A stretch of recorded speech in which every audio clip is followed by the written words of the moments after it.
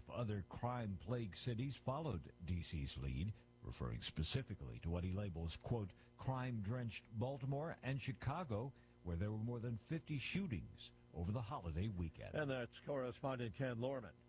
In Fort Pierce, Florida, trial preparations underway for Ryan Ruth. He's charged with trying to assassinate Mr. Trump on the golf course of the Trump West Palm Beach Country Club last year. Ruth has pleaded not guilty to charges of attempting to assassinate a major presidential candidate, assaulting a federal officer, and several firearm violations. He faces additional state charges. Judge Aileen Cannon signed off on Ruth's request to represent himself at a pretrial conference. Prosecutors say Ruth plotted to kill Trump for weeks before he was spotted by a Secret Service agent aiming a rifle through the golf course shrubbery. The agent opened fire. Ruth dropped his weapon without firing and fled and was arrested not far away. In the early days of the war in Ukraine, he claims to have tried to volunteer to fight and recruit foreign soldiers, leaving messages that one Ukrainian military official described to CNN as delusional. I'm Jennifer King. 2 natural disasters have claimed many lives overseas. In eastern Afghanistan, the earthquake death toll now exceeds 1,400. It is expected to rise. And a landslide that wiped out an entire village in the Darfur region is blamed for roughly 1,000 deaths. There was just one survivor there. On Wall Street this morning, Dow futures down 403 points. More on these stories, townhall.com. Are you having trouble hearing? Hearing loss can devastate the quality of your life. Now, there's an affordable fix for you or your loved one. Rated the best hearing aids of 2025 by Forbes Health, Audion Hearing has the highest quality hearing aids at the lowest prices, starting at just $98 a pair. I actually like them better than my old $5,000 hearing aid. I could not believe how my hearing and life changed. Join over 1 million happy customers by going to audionhearing.com. That's AUDIEN hearing.com. Progressive knows if you have to choose between everyday life and your boat, boat wins. What are you going to do? Take the boat out for a spin or go mail something? Boat wins! Are we cleaning the patio or taking the boat out fishing? Boat wins! Are we skipping that eye exam to go sailing? Boat wins! Rescheduling eye exams can be a nightmare. All right, fine. Eye exam, then boat. Yeah! With Progressive, you can bundle your boat with your home or auto and save with a discount and spend more time enjoying those savings on your boat. Progressive Casualty Insurance Company, affiliates, and other insurers. Not available in all states and situations. Israel is calling up reservists ahead of new military offensive at Gaza. The beginning of September call-up comes as ground and air forces press forward and pursue more targets in northern and central Gaza, including Zaytun, once the city's largest neighborhood with markets, schools and clinics. Zaytun has been transformed, streets emptied and buildings reduced to rubble, as it becomes what Israel's military last week called a dangerous combat zone. The reservist call-up will be gradual and will include 60,000, Israel's military said last month. I'm Charles Dillesma. North Korean leader Kim Jong-un has arrived in Beijing to attend a military parade with his Chinese and Russian counterparts, an event that may be aimed at demonstrating a three-way alliance opposed to the U.S. Kim and Russian President Vladimir Putin are among 26 world leaders will join Chinese President Xi to watch tomorrow's massive military parade in Beijing. News and analysis at townhall.com. Forecasters keeping an eye on a couple of storms that have popped up in the Atlantic and the Pacific. Hurricane Kiko has formed in the eastern Pacific. The storm's more than 1,800 miles east of Hawaii, but moving slowly westward, packing winds of 75 miles per hour.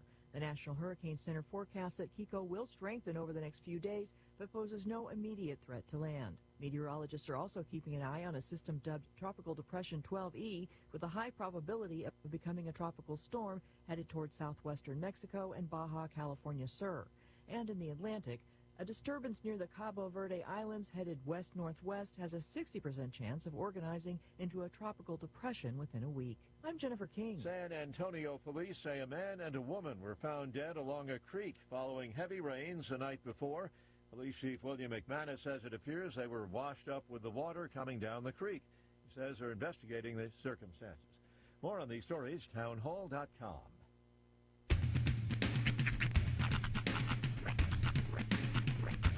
What in the wide, wide world of sports is going on here? I promise you, whatever scum did this, not one man on this force will rest for 1 minute until he's behind bars.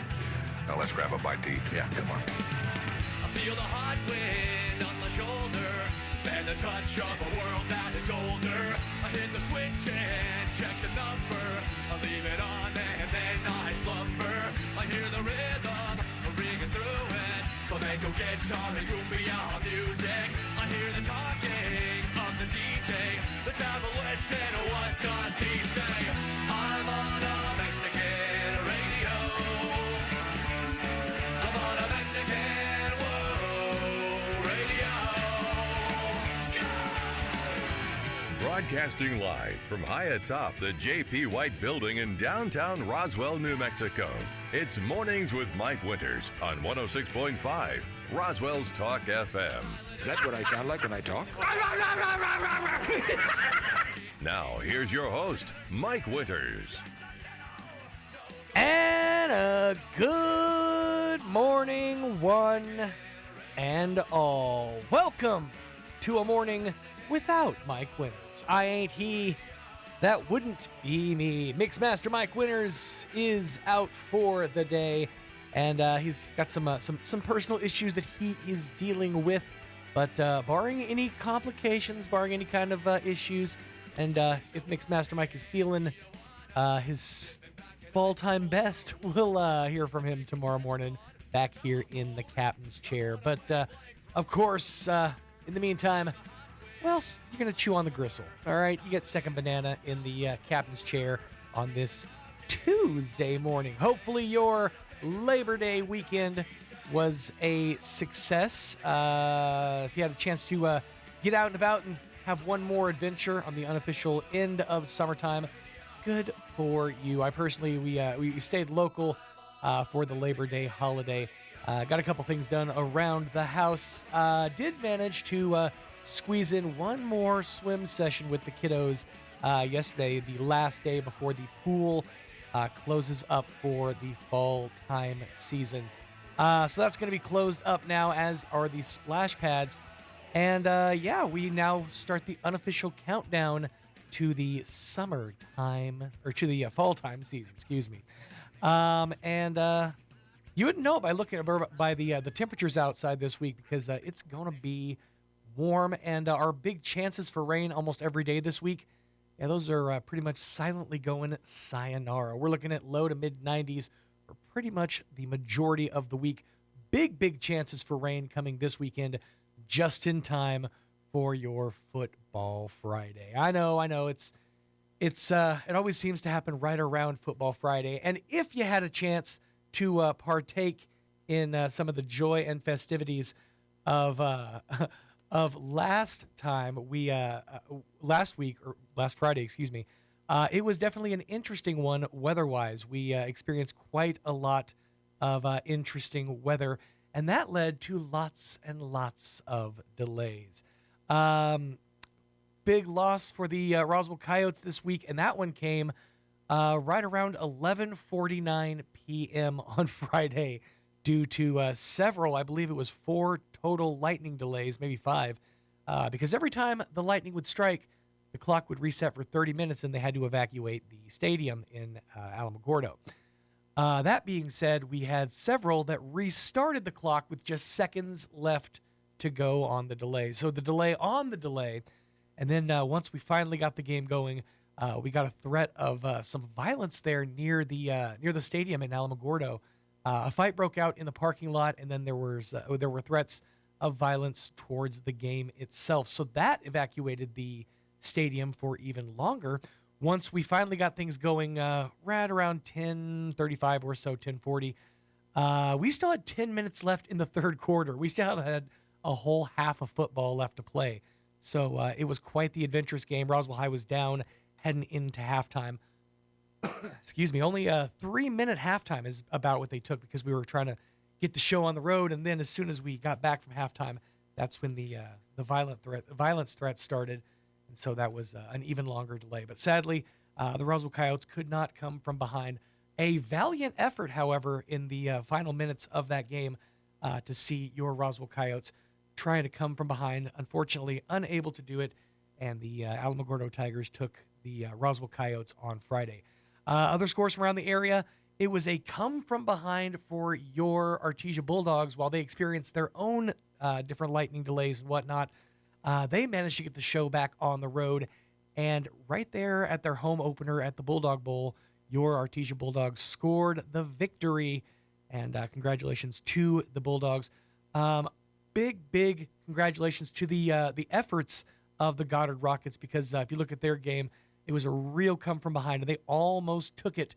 Had a few things gone a little differently in the last few plays of the game. They very much could have taken that game, but unfortunately, your Goddard Rockets picking up their second L of the season last Friday. But we move on to this Friday night, and hopefully everything getting back to normal. Like I said, the weather may not cooperate with us. It kind of just depends.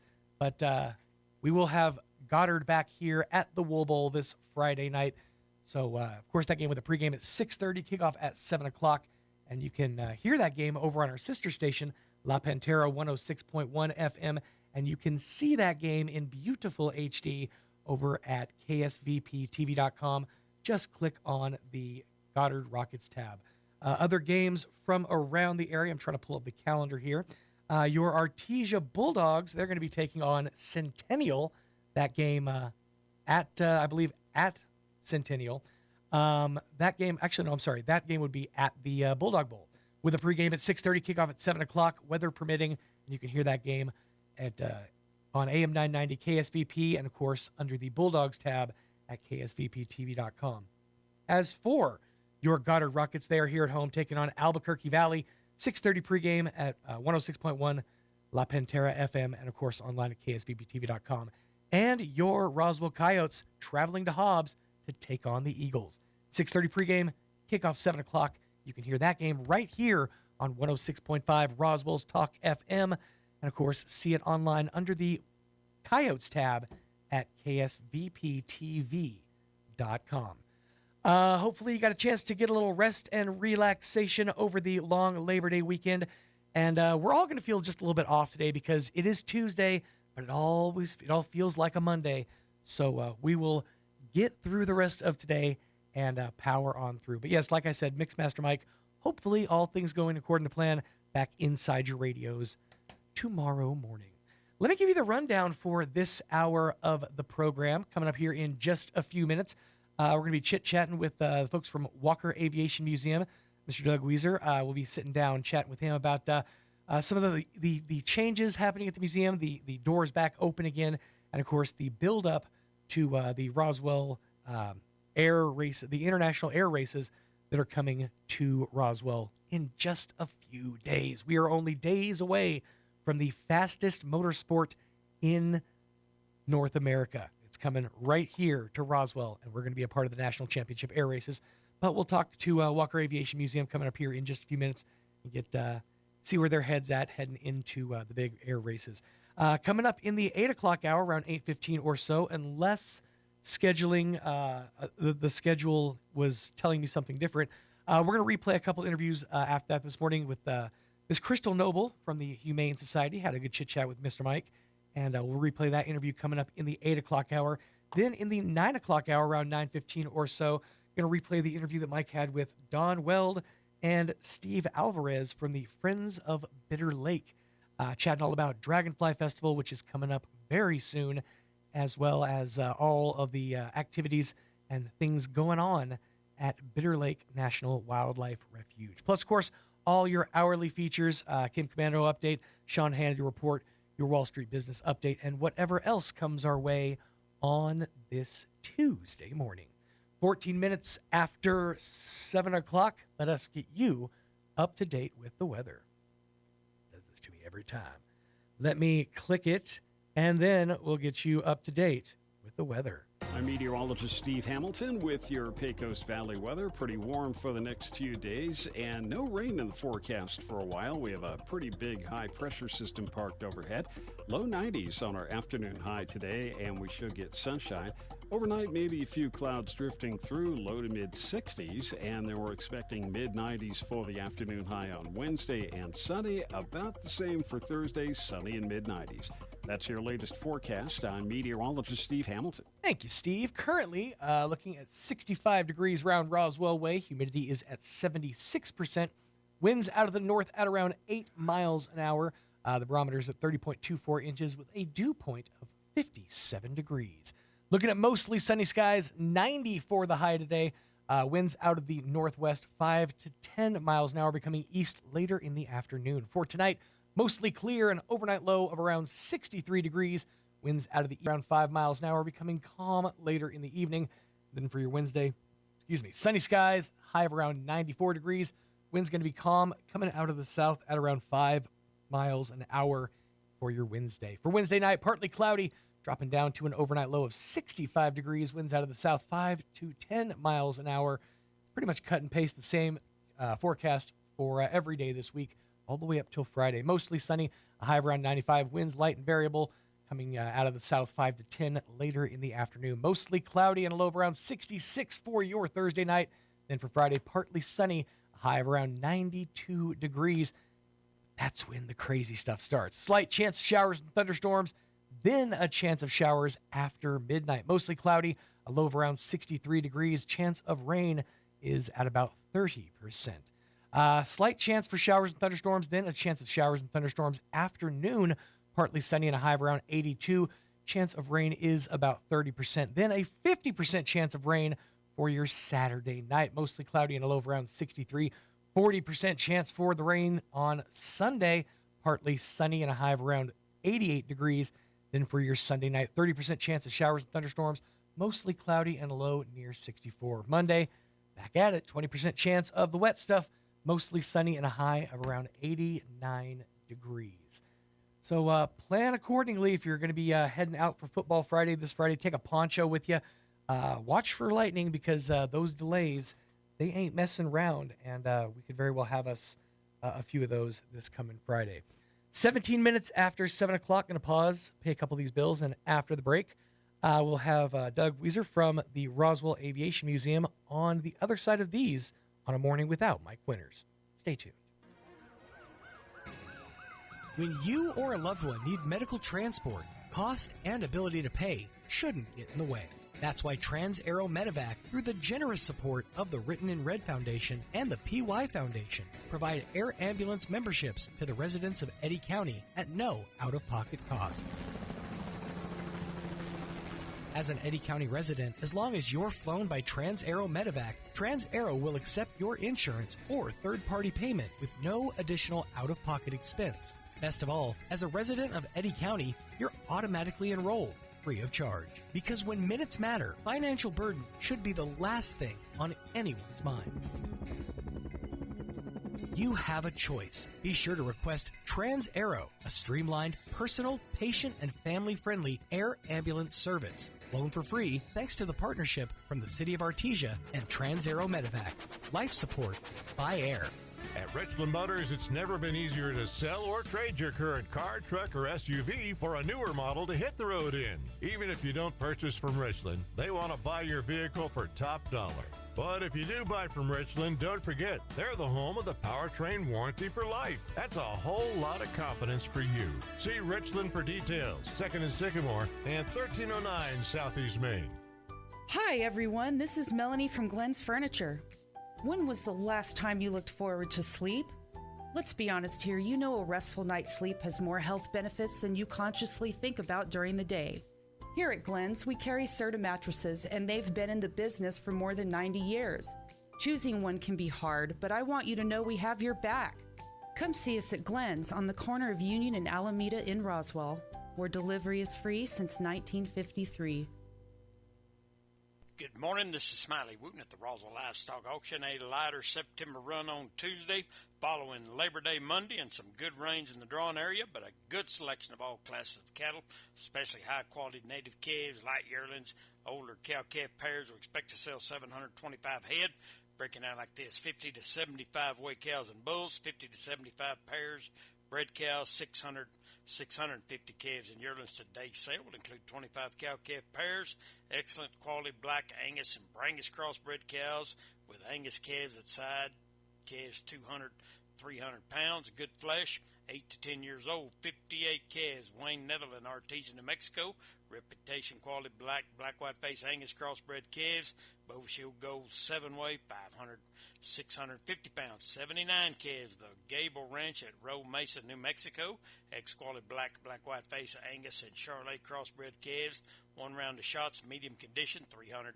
500 pounds. 62 calves, the Corlitas Ranch, Fair Acres, New Mexico, down by Las Cruces.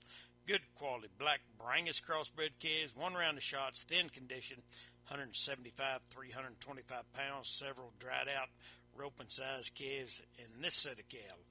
35 steer calves, Mr. Roy Dean Welty, Winston, New Mexico, ex-quality black Angus and Brangus crossbred calves, 1 round of shots, medium condition, 450, 550 pounds. 21 steer calves, Mr. Ron Parker at Hobbs, New Mexico, ex-quality black Angus calves, Bovishield Gold 7-way, 500, 675 pounds. 15 light yearlings, Flying H Ranch here, kind of southwest of Roswell, ex-quality black Angus, and they're light yearlings, medium condition, right off grass, 550, 650 pounds. And 20 steer yearlings, Mr. Manny Encinius at Moriarty, New Mexico, ex-quality black Angus.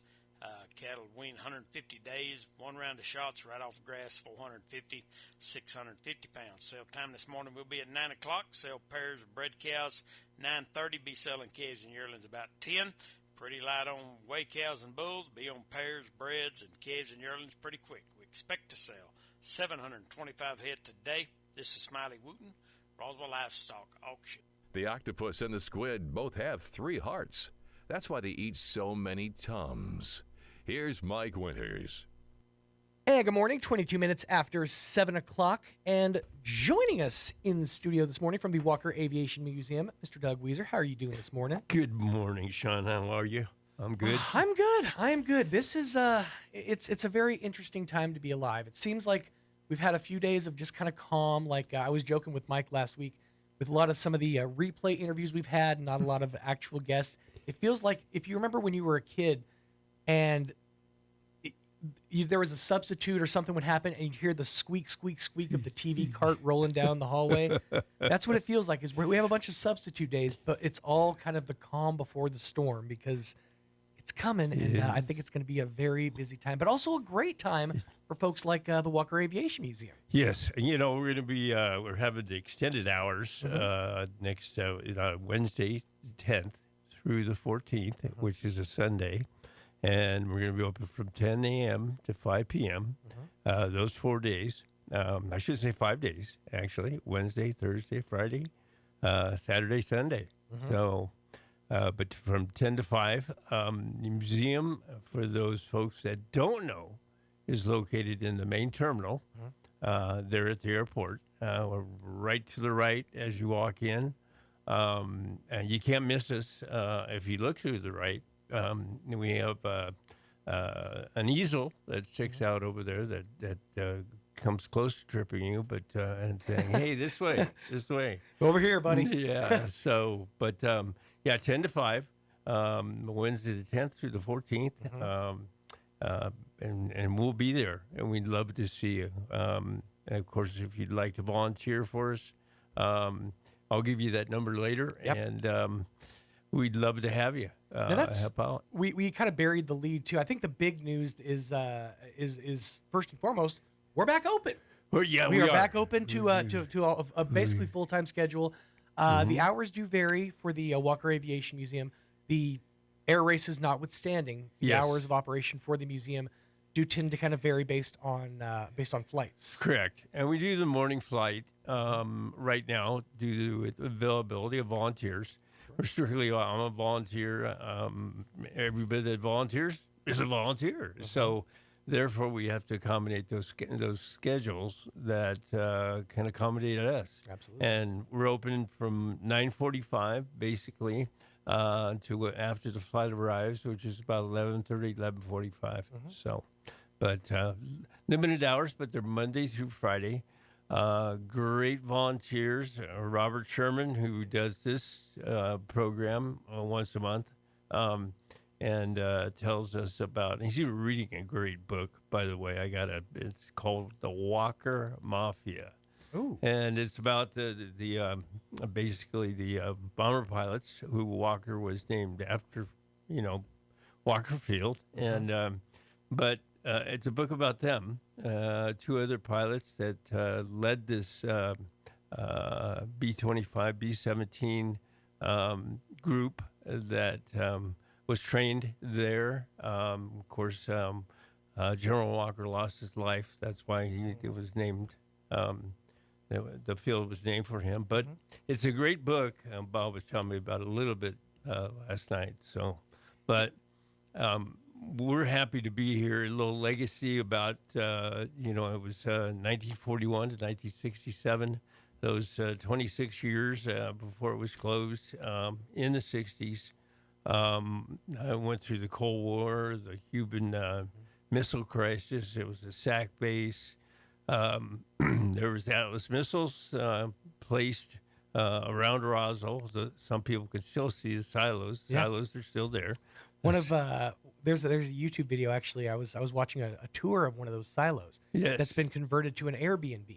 Mm-hmm. So for a nominal fee, you can spend the night inside one of those missile silos. You can, and it's Robert just took a tour of one of those, and it's a great segue into the history of what made Roswell Roswell. You know, I'm on a page on Facebook called Remembering Roswell, and they'll post pictures up from around that time, from what you could basically consider as the boom period of Roswell.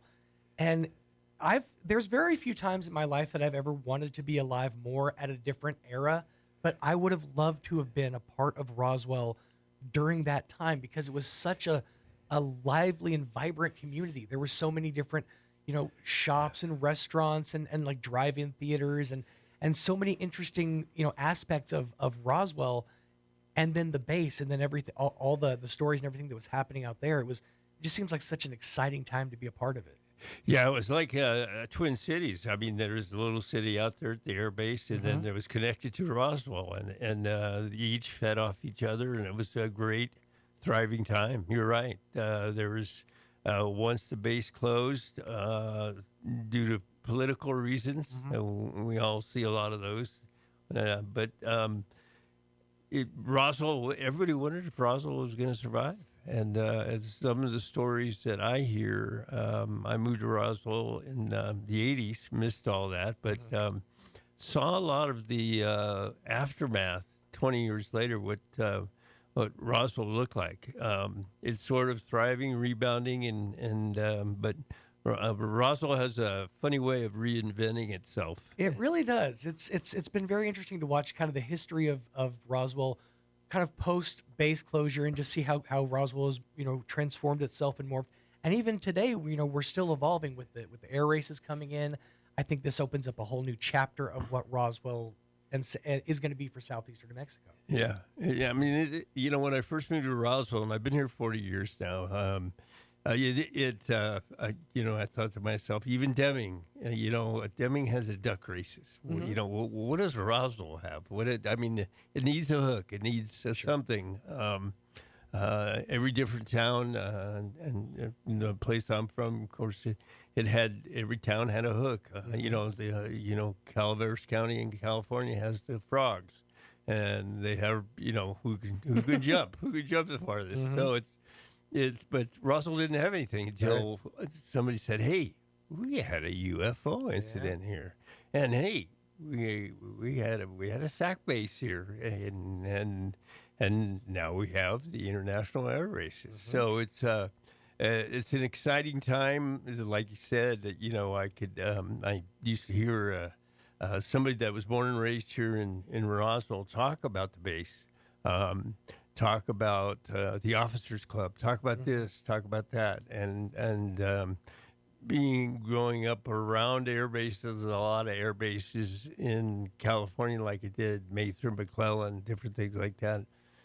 I knew there was an excitement, there was a fever that bases they drive an economy. They are the economy. They build their own second life. They do. The people who are on that base, the soldiers, the employees, they have a life outside of work hours, and they go to restaurants, they go to movies, they socialize, and it builds and creates its own other things. They do. It sort of feeds off itself, and even now that the base is closed, and the base has been closed since '67. And the museum, we do a lot of different things, and we honor that legacy. But we also honor the military. We honor we have a beautiful STEM program out there that offers youth the opportunity to take a look at what's involved with any kind of aviation career, whether it be a med nurse, med doctor. There's a pilot. They're searching for pilots in such a way. We have a flight simulator out there, and it's a very intriguing museum that has a lot of moving parts. You just don't walk around and say. You can, with permission, you can get on the flight simulator.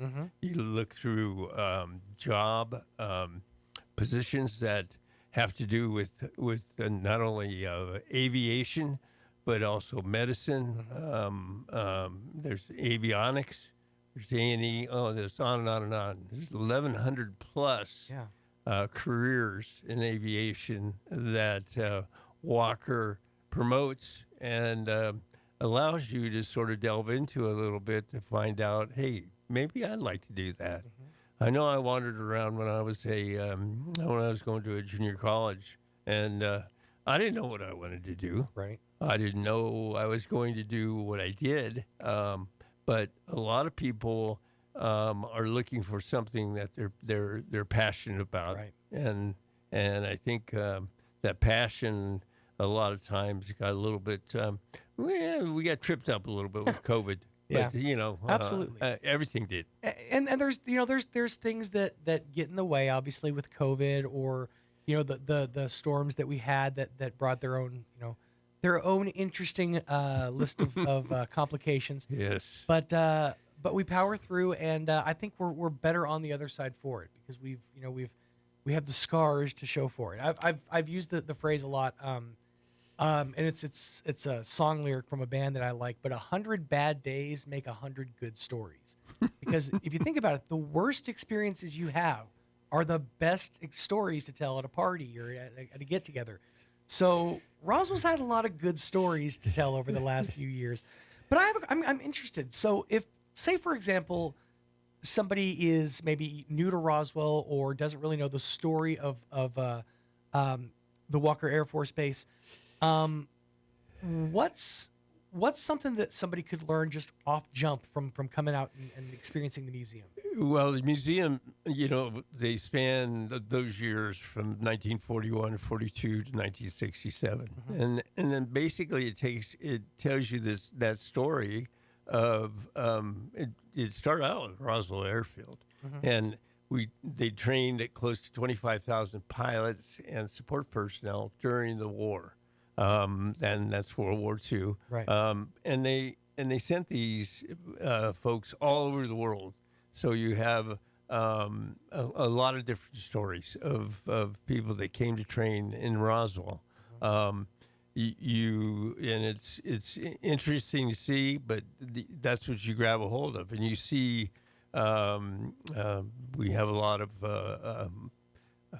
commemorative markers in front of the airport building of people that were killed during the construction of the silos, the missing silos, and different things like that. So there's a lot of different things going on, but I think it imparted to me, and I remember it did when somebody was telling me about it. It was this airfield played a big role, and it was located here in Roswell. It's got some of the longest runways in the world. I was told at one point we had the second longest runway in the world. We do, after Guam. Yeah. And because we had B-52s here, they were fueled up. They were ready to go. If anybody remembers, and the Cuban Missile Crisis, that was that took us to the brink, and they were fueled up, ready to go, and boom! They were just waiting for it right out here in Roswell, and they were going to make either something happen, and something did happen in a good way. But I'm happy somebody blinked it's now I always make reference that I'm an old man, but I was born in the mid 80s. Yeah. So I was born towards the end of the Cold War. I didn't really ever get to experience the Cold War itself, but the more I've researched and looked into it, the amount of just tension and just right on the edge of making a decision that could have affected the entire world for 30 to 40 years, we were, all this tense, and to go out to the museum and to go through the times that, that the museum was, or that the Air Force Base was active, and know that, all of these things were set in place. All of these things were at the push of a button. The world changes. Mm-hmm. And to know that Roswell and the Walker Air Force Base was such an integral part of that, it's fascinating. It's huge. I mean, and you don't know that when you walk into the museum. Mm-hmm. You understand that it becomes a little more clear to you the part that the Walker Airfield and that the air base played in not only in world affairs but Mexico affairs, Mm-hmm. different things like that. There's I speak of politics, and Senator Domenici used to. He was strong. We had a strong senator, that basically, that Congress listened to, Mm-hmm. and that's why we have the air bases that we do. And it's the military is a big part of what New Mexico does, and still what Roswell does. I mean, these air races are populated with former military. Yeah. I mean, you don't learn how to fly a plane at breakneck speed a lot of times unless you have been part of the military. So I'm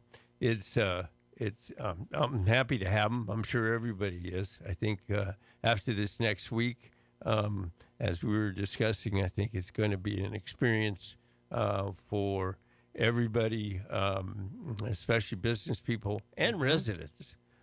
It's going to be very, interesting just to see it happen in real time, obviously, but to see what people in Roswell, what businesses, what folks like the museum, what we do with it from here, because we're given this amazing opportunity.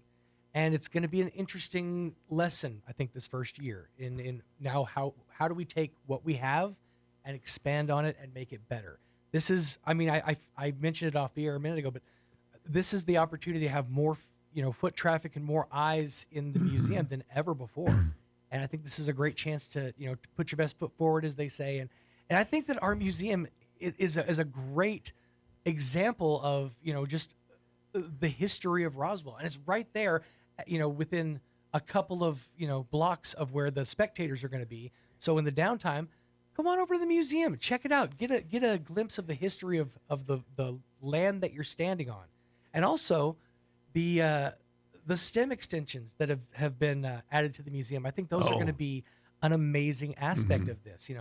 I've been interviewing Robert for years, and we've talked over and over about how I have a child on the spectrum, and what an importance I feel that STEM and now STEAM, adding in arts, is to our generations that are coming up, because it's not just education as here's learning, here's the breakdown of it and how these aspects affect your future, affect your career, affect the decisions that you make. And I love it. I'm fascinated by it. Oh yeah, it's amazing. But you got to, and youth have to become involved in that. And then that's why we're excited about the new school year and everything like that. And we'll be able to reach out and say, this is what we have, and you can be involved in it. A lot of different places are getting involved in that. Boys and Girls Club, I haven't seen their setup as well. But just to get a youth involved, you've got teenagers. Close. And it's a different time. I'll just say different time of life, and I think we all remember that 7th and 8th grade, like not quite sure, if I should go this way or I should go that way. Right. Of course, life is pretty much that way anyhow, but it's more so, and it seems like it's a little bit more dramatic when you're that age. And I've made the joke before that seventh grade is the worst year of school, and I'm not trying to take anything away from middle schoolers or seventh grade teachers. It's the universally speaking, if you ask somebody what their worst year of school was, they're probably going to say seventh or sixth or seventh. Yeah. That'd be a good poll. That being said, it's also one of those years where, like you mentioned, you're at this crossroads. You're at this place where I have to make a decision. Am I going to go this way? Am I going to go this way? Do I study, like band? Do I, pursue sports? It's the birthing ground for the rest of your, educational experience. So correct. Yeah, it is. And like I was saying, I think that STEM is a very integral part of that. And I love that the museum itself has taken such a passionate stance on STEM learning and how important it is to the future of education. Right. It explores that area of aviation that hey, this is what happened here in Roswell, and you too can be a part of that. Yeah. I know there's a Civil Air Patrol chapter there at the base, and it's amazing. Eastern has a great aviation mechanics program, different things like that, and there's a lot happening out there, and we're easy to find. I mean, we're in the terminal building. You can see us pretty much from everywhere around on the base. You know how to get there. Heck, we're within walking distance if you need your steps from that whole base area. The base is 80 acres. Everybody goes, well, how do they have an air show or an air race there at the Roswell base? Well, it's big. Yeah. Long runways, many runways. There's a lot of expansive land out there, and I think that I think this is going to be an amazing opportunity for folks. So if you're here in Roswell, or if you're a Roswell native, or you've been here for a little while and you've never experienced the Walker Aviation Museum, I encourage you to do so. But if you're already arriving for the races, or you're here under a tourist level, experience the history of Roswell. It's an amazing journey that the Air Force Base has gone through, and even just driving around, down on base land and seeing kind of how everything is laid out, and some of the street names and some of the still standing military housing that's being used. There's a lot of housing still and there. duplexes. It really is. It's you get a story. You see the base as it is now, and then you go experience the history of it at the museum. It's a real juxtaposition. There is, and it's the exhibits are donated by a lot of different people. That a lot of them are ours. A lot of them are on have been lended to us, are on loan. Ron Lynch has done a bunch of them. We've been blessed with just everybody that's encouraged us to maintain this legacy here in Roswell. It is an honor to have that bestowed upon you. Now, as we look ahead with the next week or so, the air race is coming. Obviously, as we mentioned, a lot of added foot traffic. We're asking for, if anybody has some extra time, has an interest in the history of the Air Force Base and of being a part of this, we're looking for volunteers. Yes. We absolutely need folks who who are passionate about the history of Roswell. And I know there's a lot of people out there that that just sit around and reminisce and think back on the times that were the Air Force Base and those times.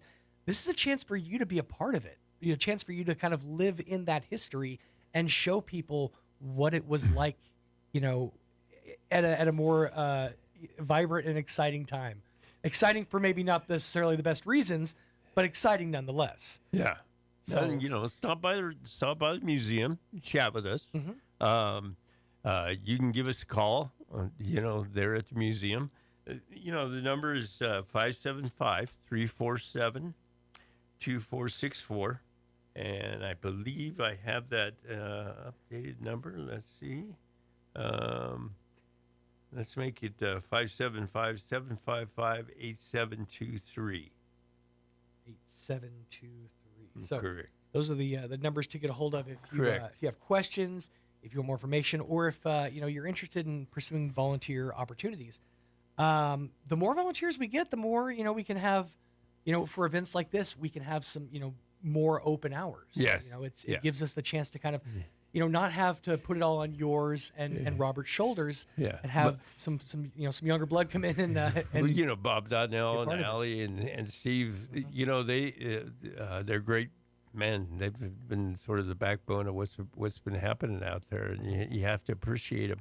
You have to appreciate those volunteers, and I'm involved with a lot of volunteer-based organizations, and getting volunteers are one of the biggest things. And if you can volunteer, if you can donate some time, if you can donate some money, we'll take both. Absolutely. If you have, if you become the benefactor of maybe an inheritance or something, and you want to put it to some great use, every dollar that goes to the museum helps keep that memory and that legacy alive. And this is for our generations that are coming up.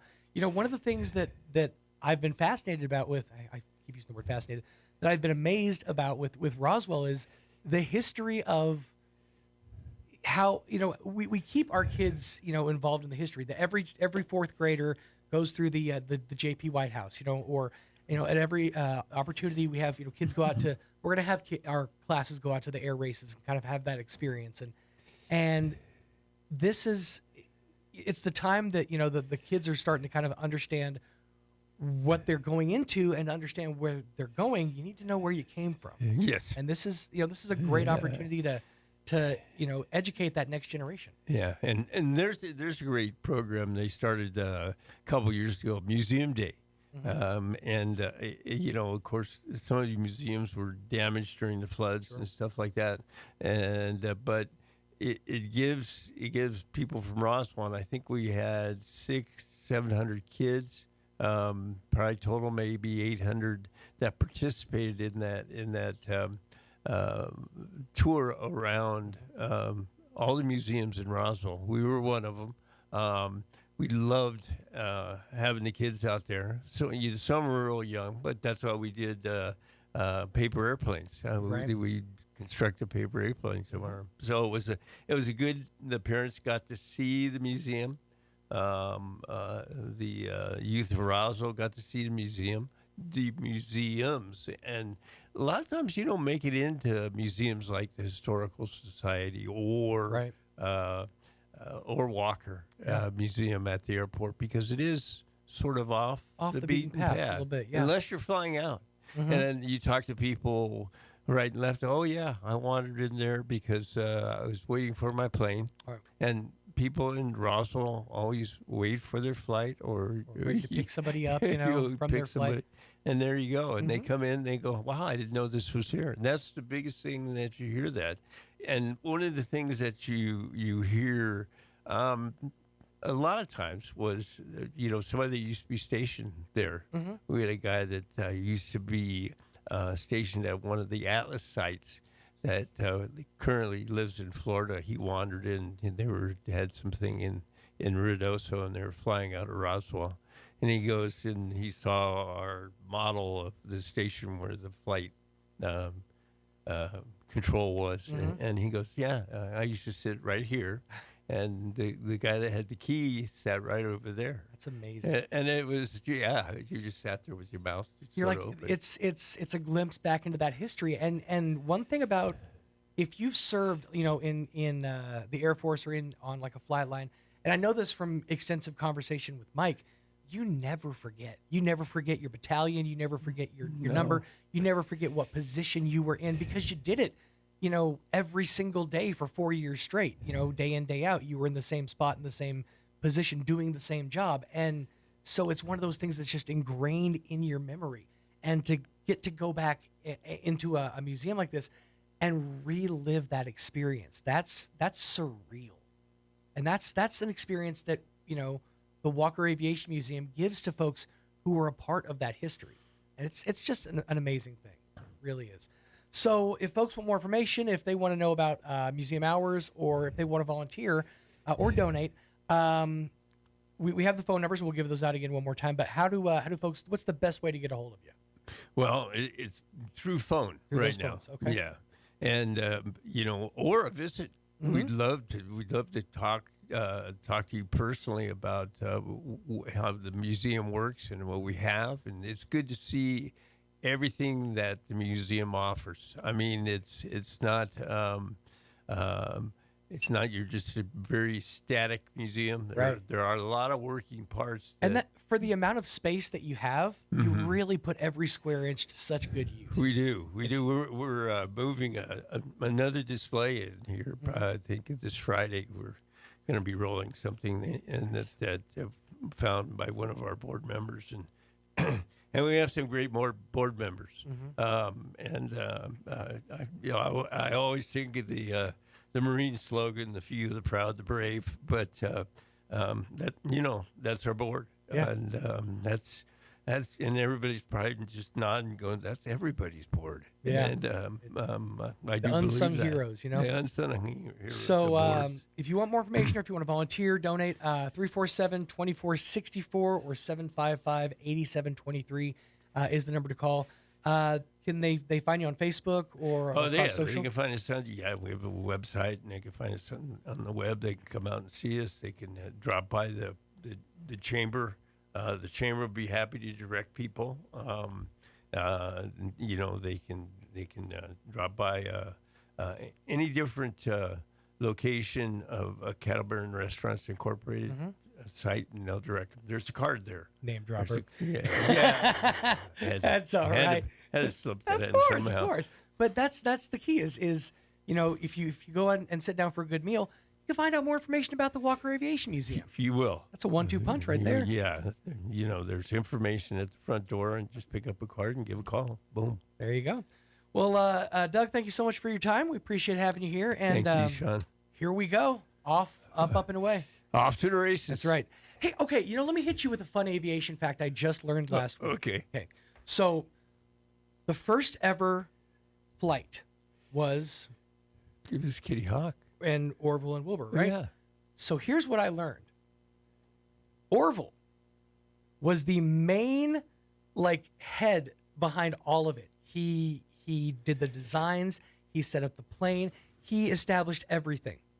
He didn't want his brother Wilbur to feel bad, so he included him in the flight and in the plans. But it was 90% Orville. Wow. So when you hear Orville and Wilbur, it was Orville. Okay. It was Orville. I did not know that. Wilbur was just along for the ride. I did not know that. I thought that was kind of interesting, but little fun fact for you. Well, Doug, thank you once again for your time. Thank you, Sean. I we'll see you next time. All right. Appreciate having you. 7 away from 8 o'clock. Let us get you up to date with some local news. Now for your Pecos Valley news update. I'm Jared Cirillo. Eddy County Manager Mike Gallagher has appointed 2 new directors. Jason Flores has been named IT Director. Flores began his career at the county as an IT specialist in 2008. He was promoted to Assistant Director in 2019. Flores, a Carlsbad native who attended the University of Pennsylvania, he earned a degree in computer science and engineering with a focus on economics. And Anna Vasquez has been named Human Resource Director. She has more than 36 years' experience in both the private and government sectors and brings knowledge, compassion, and a fresh vision for the department. Vasquez has worked for Eddy County since 2012 when she was hired on as a human resource specialist. The suspect in the August 25th fatal shooting of Darren Estephen Johnson has been arrested.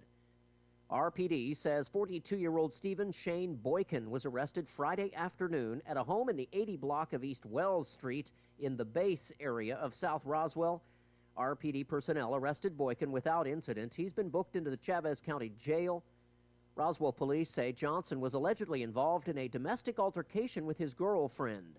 The woman called friends for help, and then Boykin is believed to have arrived and got into a fight with Johnson outside the home. Boykin is believed to have shot Johnson before he fled. You're up to date. I'm Jared Cirillo. Most people use Apple CarPlay or Android Auto just to play music or get directions, but it can do so much more and be way smarter. I'm Kim Commando for Total AV, award-winning antivirus software for just $19 for the first year right now at protectwithkim.com. First off, customize the home screen. In your settings, you can rearrange the app's icons so your top tools, say Maps, Podcasts, or Waze, are right where you want them. You don't need 12 swipes anymore just to change playlists. Next, talk instead of type. Hit the voice button and say things like, "Text Barry, I'm 5 minutes away." Or, better yet, play The Kim Commando Show. You'll keep your eyes on the road and your sanity intact. Finally, if you're stuck in traffic, say, "Find coffee nearby," or "gas stations along my route." It'll pull up real-time results and navigate with just one tap. CarPlay and Android Auto, no fumbling, no unsafe scrolling. Get the edge you need in today's world. Sign up for my free newsletter at getkim.com. Cybercrime is on the rise, and hackers are getting smarter every day. From phishing scams to ransomware attacks, criminals are after your devices and your money. So how do you fight back? One of the best defenses is solid antivirus software. Blocks suspicious websites and stops hackers before they can do any damage. A healthy dose of skepticism when opening emails or clicking links doesn't hurt either. But for the antivirus help you need, I trust and recommend Total AV. They update you in real time, keeping you protected from the latest threats. Go to protectwithkim.com now and get Total AV for just $19 for the first year. It covers up to 5 devices, including Windows, Macs, and smartphones. That's protectwithkim.com. Don't wait until it's too late. Your security matters. Get protected now. Go to protectwithkim.com for my exclusive deal with Total AV. Just $19 for the first year. That's protectwithkim.com. Protectwithkim.com. Protectwithkim.com. With the Wall Street Business Report, I'm Bill Alexander. Americans enjoyed their long holiday weekend.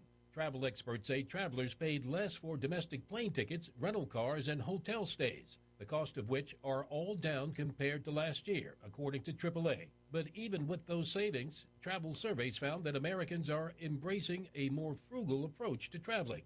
The World Travel and Tourism Council predicted that the United States would be the only country among the 184 it studied where foreign visitor spending would fall in 2025. Travel research firms predicted this month that the U.S. would see 8.2% fewer international arrivals in 2025. More than 1.2 million immigrants disappeared from the labor force from January through the end of July, according to preliminary Census Bureau data analyzed by the Pew Research Center. That includes people who are in the country illegally as well as legal residents. For the Wall Street Business Report, I'm Bill Alexander in Washington.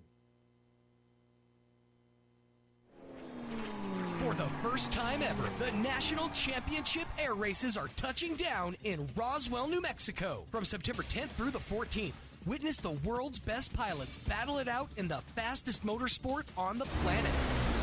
Vintage warbirds, cutting-edge jets, aerobatics, and family fun, all against the stunning New Mexico sky.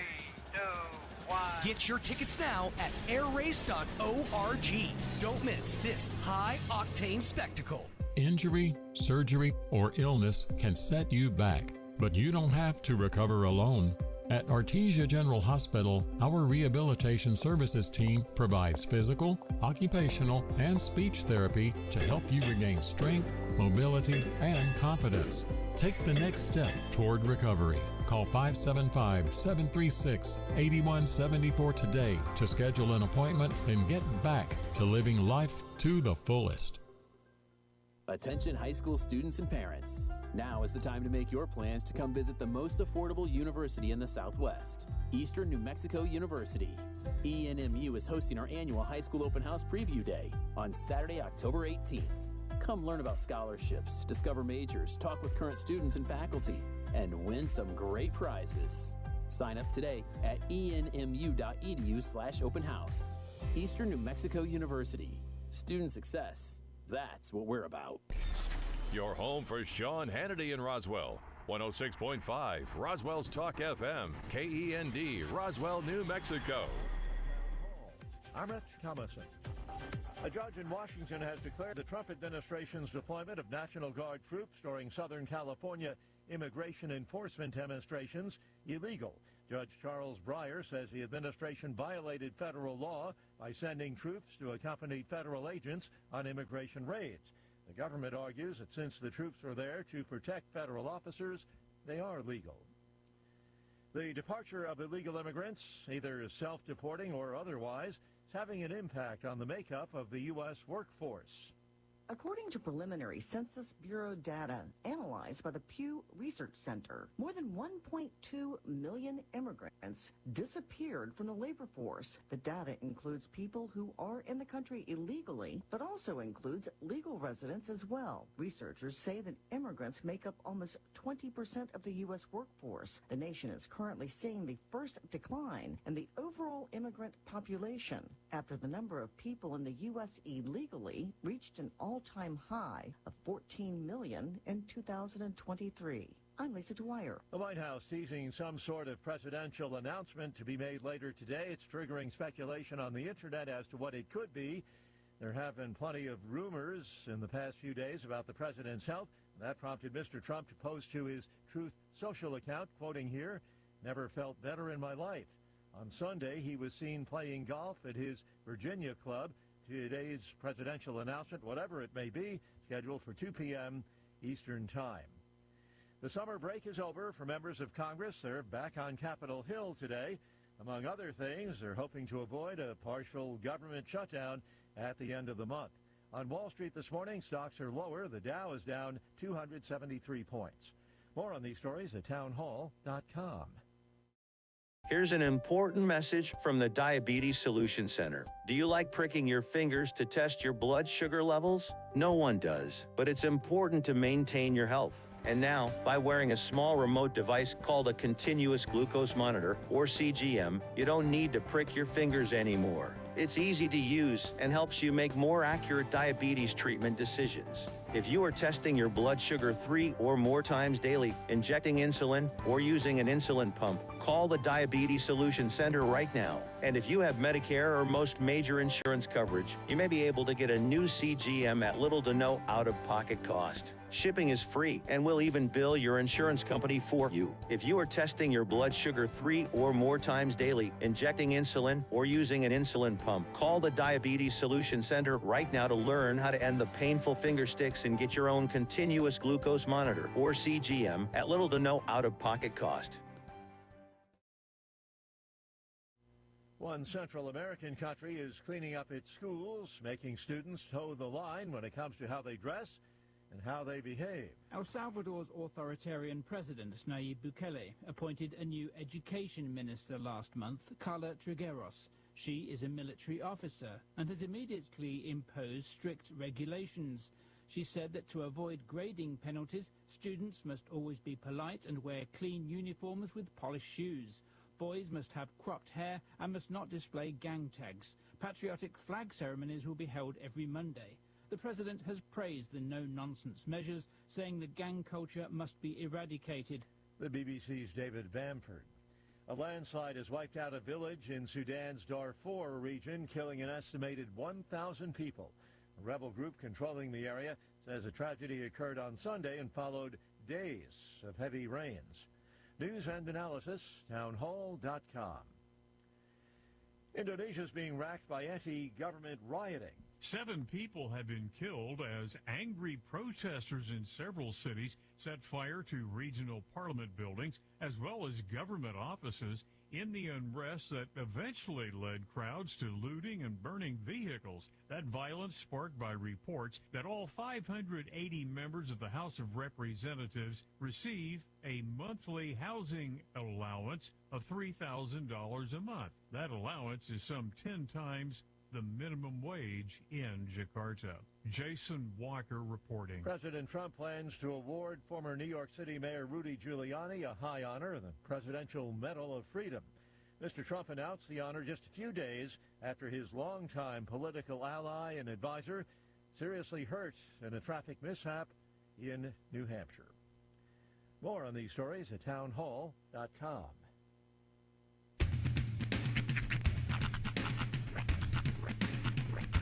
What in the wide, wide world of sports is going on here? I promise you, whatever scum did this, not one man on this force will rest for 1 minute until he's behind bars. Now let's grab a bite to eat. Yeah, come on. I feel the hot wind on my shoulder and the touch of a world that is older. I hit the switch and check the number. I leave it on and then I slumber. I hear the rhythm ringing through it. Flamenco guitar and cumbia music. I hear the talking of the DJ. The travelist and what does he say? I'm on a Mexican radio. I'm on a Mexican radio. Broadcasting live from high atop the J.P. White Building in downtown Roswell, New Mexico. It's Mornings with Mike Winters on 106.5 Roswell's Talk FM. Is that what I sound like when I talk? Now, here's your host, Mike Winters. And good morning. 6 minutes after 8 o'clock.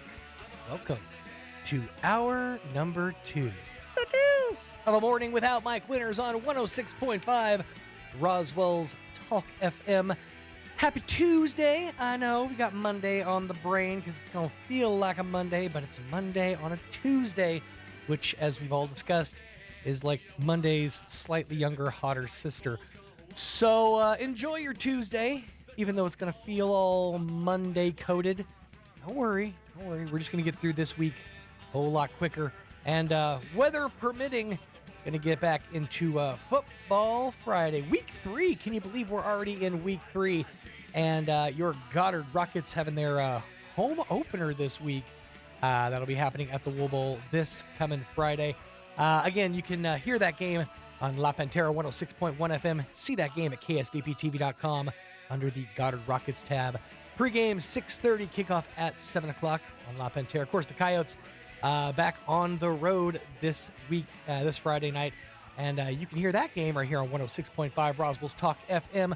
Pre-game 6:30, kickoff 7 o'clock. You can also see it at ksvptv.com under the Coyotes tab. And your Artesia Bulldogs back home at the Bulldog Bowl. And that game, once again, pre-game 6:30, kickoff at 7 o'clock. You can hear that game on AM 990 and 93.7 FM KSVP. And, of course, see that game under the Bulldogs tab at ksvptv.com. 8 minutes after 8 o'clock. We got to rush through this a little bit because we do have a long interview that we got to play. What can I say? Mixmaster Mike is a bit long-winded. Speaking of which, if you are just joining us, Mixmaster Mike dealing with some personal issues. He, barring any kinds of issues, any kind of complications, any thing rearing its ugly head, he'll be back inside your radios tomorrow morning. And I've got quite the story to tell him because we had maybe the most interesting 48 hours in the history of Pecos Valley broadcasting happen on Friday and Saturday. But again, we'll cross that bridge when we're back together as a full-fledged family again. Coming up here in just a few minutes, around 8:15 or so, or a little earlier, we're going to be replaying the interview that Mike had with Miss Crystal Noble from the Roswell Humane Society, chatting all about all the felines and canines out there ready for adoption, and, of course, thrift store, and all the other fun and festivities happening in the world of the Humane Society. Right now, at 9 minutes after 8 o'clock, let us get you up to date with the weather. I'm meteorologist Steve Hamilton with your Pecos Valley weather. Pretty warm for the next few days and no rain in the forecast for a while. We have a pretty big high pressure system parked overhead. Low 90s on our afternoon high today, and we should get sunshine. Overnight, maybe a few clouds drifting through, low to mid 60s, and then we're expecting mid 90s for the afternoon high on Wednesday and sunny. About the same for Thursday, sunny and mid 90s. That's your latest forecast. I'm meteorologist Steve Hamilton. Thank you, Steve. Currently 69 degrees out around Roswell Way. Humidity at 63%. Winds out of the north at around 12 miles an hour. The barometer at 30.25 inches with a dew point of 56 degrees. Looking at a high of around 90 for today. The chances for rain have pretty much left us in the dust. Winds out of the north at around 5 miles an hour. Mostly clear in 63 for the overnight low. Pretty much cut and paste for the rest of the week. 94 on your Wednesday with mostly sunny skies. and then partly cloudy, 65 for the overnight low. Once again, mostly sunny, 95 for your Thursday. Mostly cloudy and 66 for the overnight low Thursday night, and partly sunny and 92 for Friday. But then the chance for rain comes. Only a slight chance for rain early in the day on Friday evening. Chance of showers after midnight mostly. So knocking on wood right now, hopefully it'll hold off for Football Friday. But after that, mostly cloudy, a low of around 63, and you got a 30% chance of rains mostly after midnight. Then for Saturday, 30% chance of rain continues, 82 for the high, 63 for the overnight low on Saturday night with a 50% chance of rain, and then a 40% chance of showers on Sunday, heading into Monday with a 20% chance of rain, looking at 89 for the high. We were promised 80s this week, and now they're talking about 90s. I was all proud and happy that Roswell was actually heading into the fall time season the right way this time, but no, alas, it's not quite time to break out the long sleeve t-shirts. 11 minutes after 8 o'clock, going to pause, pay a couple bills, and after these, our Mike's interview with Miss Crystal Noble from the Roswell Humane Society on the other side of a morning without Mike Winters. Stay tuned. Coach, can you talk about the latest trade rumors? Absolutely. Right now, you can get big money for your trade at Roswell Ford. Start your season with a win at Roswell Ford. Right now, we need trades. So if you're making payments on your current vehicle and want out early, Roswell Ford will do whatever it takes to help you escape from your trade. Even if you owe thousands more than it's worth, regardless of make, miles, or condition. With 0% APR and no payments for 90 days. Worried about your credit? Don't sweat it. Roswell Ford has partnered with more aggressive lenders who will push to approve your credit with great terms, with good credit, no credit, or even if your credit is less than perfect. All roads lead to huge American-made savings, more for your trade, and a better buying experience. Get on board at Roswell Ford, 821 North Main Street in beautiful Roswell. Call 575-623-3673 or online at roswellford.com. 0 APR for 48 months is $28.83 per thousand finance. Interest accrues from date of sale. Subject to lender approval on select vehicles. Offers not combined. Attention high school students and parents. Now is the time to make your plans to come visit the most affordable university in the Southwest, Eastern New Mexico University. ENMU is hosting our annual high school open house preview day on Saturday, October 18th. Come learn about scholarships, discover majors, talk with current students and faculty, and win some great prizes. Sign up today at enmu.edu/open house. Eastern New Mexico University. Student success. That's what we're about. Get a great deal on versatile Kubota equipment today. Like the Kubota L-Series compact tractor, the #1 selling compact tractor in the U.S., Z-Series mowers, and Sidekick utility vehicles. Stop by your local Kubota dealer today. Right now, get select L2502 series for as low as $21,999 or $325 per month. Now through September 30th. See us or go to KubotaUSA.com for full disclaimer. Visit your local Kubota dealer, Amigo Machinery at 2801 Southeast Main Street in Roswell. I'm only going a short distance. I never wear a seatbelt for that. Seatbelts are too constraining, so I don't want to wear it. My pickup truck will protect me. Why do I need a seatbelt? It's a fact. Seatbelts save lives. Whether you're going to the corner store or traveling across the state, wear your seatbelt. Whenever you get into a vehicle, be a good example for your passengers and buckle up. Seatbelts are there to protect you and your passengers, so wear them. Remember, if you buckle up, they'll buckle up. Sponsored by NMDOT and aired in cooperation with the NMBA and this station. The tool used to measure your feet at the shoe store is called a Brannock device. The person that measures your feet at home for no reason is called a creep with a foot fetish. Here's Mike Winters. 2 minutes after in studio from the Roswell Humane Society, Crystal Noble back with us. Good morning. Good morning. How's life at the kennels this morning? It is going. Dogs and cats all happy. Probably a little thankful that the temps aren't going to be, 100. I think the dogs are enjoying, the nice mornings outside. It's crisp. Nice and cool. Yeah, it's good. They can go out and run around and play in the, in the pen out there and get some outside time and before the heat cranks up. So, yeah, it's probably a good time of year for them. It is. They're enjoying it. Other than the fact that they're not in a forever home. But you know what I mean, as far as, living conditions, pretty good. Right. It's not scoldering at 8 o'clock in the morning. But yes, for folks that do not know, if you just happen to hear, the Humane Society is a rescue shelter that is a no-kill shelter for pets, finding forever homes for pets. They also have a thrift store that they use to support the mission. And when you come and donate items and purchase items, all that money goes back to taking care of the vet bills and the upkeep for these animals at the Humane Society until they find their homes. So that's what they do. So that is what we do. Yeah. And also to raise more awareness of the Humane Society, tomorrow we will be doing an adoption event at Tractor Supply. Cool. From 10 to 2. All right. So you swing on by there to pick up some supplies or just window shop. Come by and visit the dogs. And will you have any cats or just some dogs? No, I'm not going to take any cats out. Okay. I'm normally, if we're doing cats, I try to keep that just at Petco just because it's a lot calmer in there. And a lot of cats can be very finicky. Yes. Yeah. And you don't really want them running around. Like the dogs, you can keep them in their little like pen area and they'll kind of stay there. Whereas the cats, or put them on a harness and a leash and walk them around. Cats, they might end up in the corner in the shelf and hiding in a bunch of bird fruit seed or They're something. like, nope, don't want to be seen. Yeah. So we do have some puppies that will be going tomorrow. Okay. They are officially up for adoption today. Okay. They've made weight, basically. They've made weight. They've had shots. Breed-wise, exactly, we're not 100% sure because Mom looked like a Border Collie mix. Okay.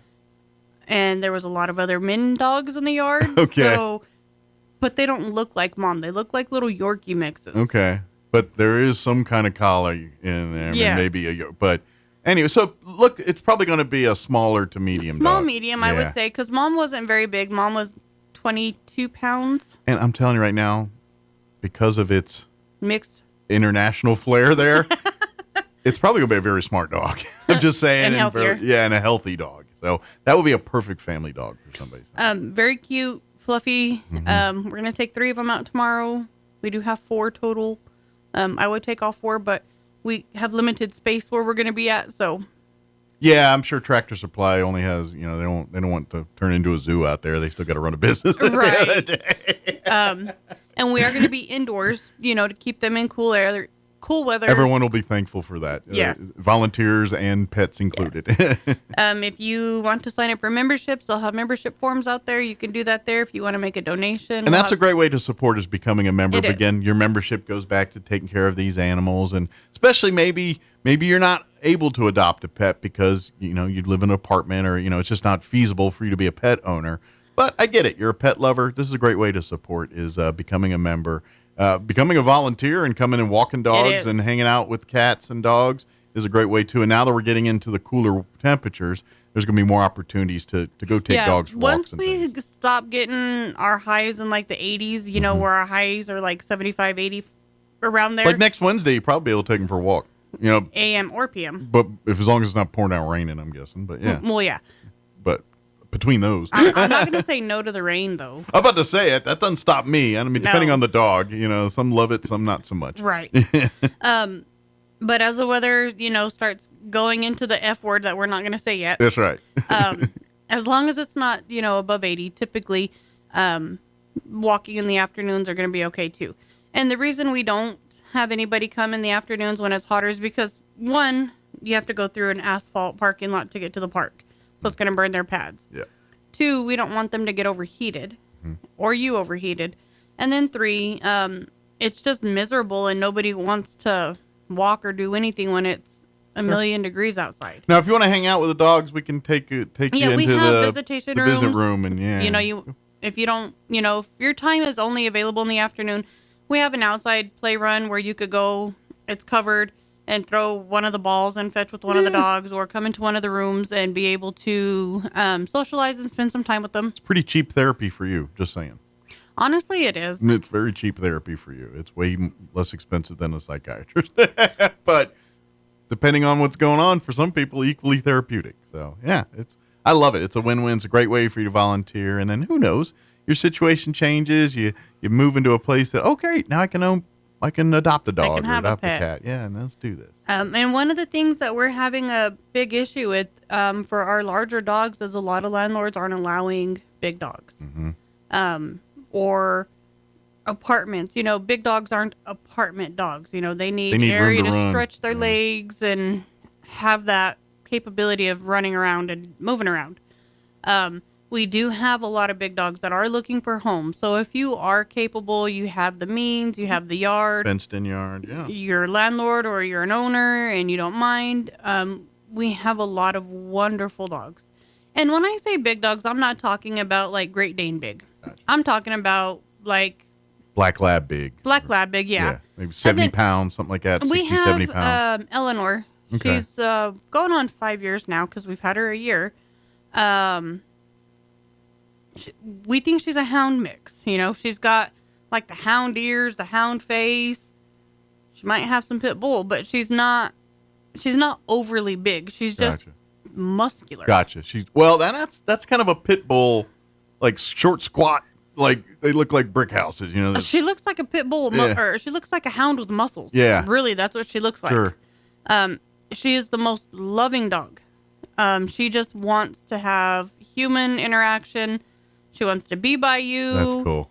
That's going to be laying on the floor with you kind of dog. Yeah, and when she sees kids, she turns into a whole goobery baby. Like, she's like, oh, my God, it's a baby. Like, she gets the whole body wagging, and then she gets so excited she hits herself in the face with her tail. But she is so sweet. Sounds like it's a perfect family dog. Sounds like you get some kids and family, spend time with her and work with her. She's probably going to be an amazing family dog. She knows down. She knows stay. She partially knows shake. If you have a pepperoni in your hand, she'll shake. If you don't, she'll just she'll like half go through the motion. Like there's a little bit of effort put into it. But if you got a pepperoni, she's sold. You get her full. Yeah, she's sold. She's like. She's all of a sudden like a precision drill team. Yes, pretty much. And then we have Shadow. And Shadow's not a big dog. She's 45 pounds. So like max. A medium dog is what we call her. She's all hair. She's like a shepherd. Okay. Honestly, I would say like a shepherd collie mix because she's got the longer hair like a collie, but like the colors like a shepherd, but also the size of a collie. Okay. She rides great in cars. She walks great. She's obedient. She listens. Great. She loves kids. She loves other dogs. Too. She's been with us for 2 years. Wow. Is it because you probably have to brush her more than the average dog that's why people are scared of her? Or? Honestly, no. I think it's just because she's a bigger dog. Gotcha. And, you know, everybody... But it sounds like she looks bigger than she is. She really does. Yeah. Like, if you took all of her hair just like a husky and shaved it off, she'd be little. Yeah. She'd be the perfect medium-sized dog. Yeah. And the only reason I'm classifying her as slightly of a larger dog is just because she can jump quite high, like a large dog can. So she does need a 6-foot She needs fence. a legit fence and everything else. But she fetches. She loves the Frisbee. She's very active. She loves the 7 brew pup cups because she got 2 of them yesterday. But it sounds like another one that if you spend quality time with this dog, that dog will go through fire with it. You know what I mean? Like these are those types of dogs that you establish that loving relationship and you've got a partner for life. You know, we always tell everybody, because we get a lot of people coming in saying that, they're looking for service dogs or emotional support animals. Yeah. And unfortunately, we can't say, oh, this dog would be great for that because that's not how we deem the animals. Sure. If you're needing those type of animals, a doctor and then people who are trained. And those dogs usually go through all kinds of very expensive training to get certified as a service dog, But I would honestly say that I think Shadow, if somebody truly needed an emotional support animal. She has the instincts. She does. She's very keen and into whoever she is with. And some of those instincts that people are looking for, that's where you get just by being a good pet owner. A good pet owner. It's always talking about, like, I don't know how many times you and I will talk about, like, say, people looking for a dog for protection. It's like, you treat the dog like a member of the family, you ain't got to worry about protection. Right. It'll handle that. You don't have to teach it to be protective. Same thing here. The dogs are, and cats too, are amazing at picking up your patterns and adapting or working to your patterns. And nothing makes them happier than for you to be there and be your kind of partner in crime and just in the room and being a part of things. And when you establish that, that's when they go above and beyond and do. Next thing you know, they're, you have the fire alarm go off and they're the ones rescuing the kids or whatever those stories you hear. That's what happens. And then when you integrate them into your daily life, like you get up, you go, you do a routine, if you guys go on walks or whatever, they're going to alert you of any danger ahead. Or if, somebody comes over to the house that's not a normal person coming to the house, you're going to see a little bit of a different dog just because that's their natural instincts. It's just like us, when we have children, we have motherly instincts and then fatherly instincts. It's just something that happens. Yep. But you don't train that into them. It happens naturally. You create the environment, and that just flourishes. It does. Yeah.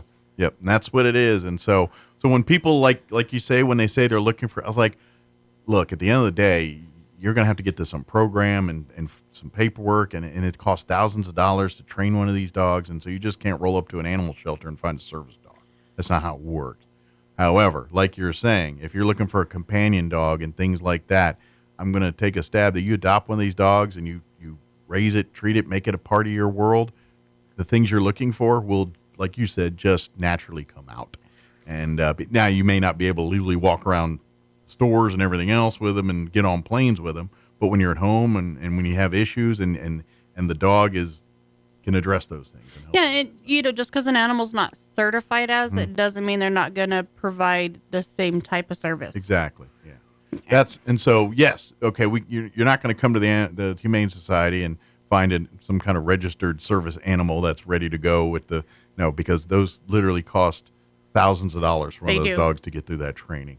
And it doesn't matter what type of therapy it is, whether it's a canine thing or more like what you see with our DA dogs or CASA dogs and what the kind of work they do. Still, thousands of dollars, thousands of hours of training and everything. Those dogs usually spend most of their puppy years in training. Yep. And by the time they're 1 or 2 is when they start in the workforce, so to speak. Here, that's when they start their job title. Yeah, exactly.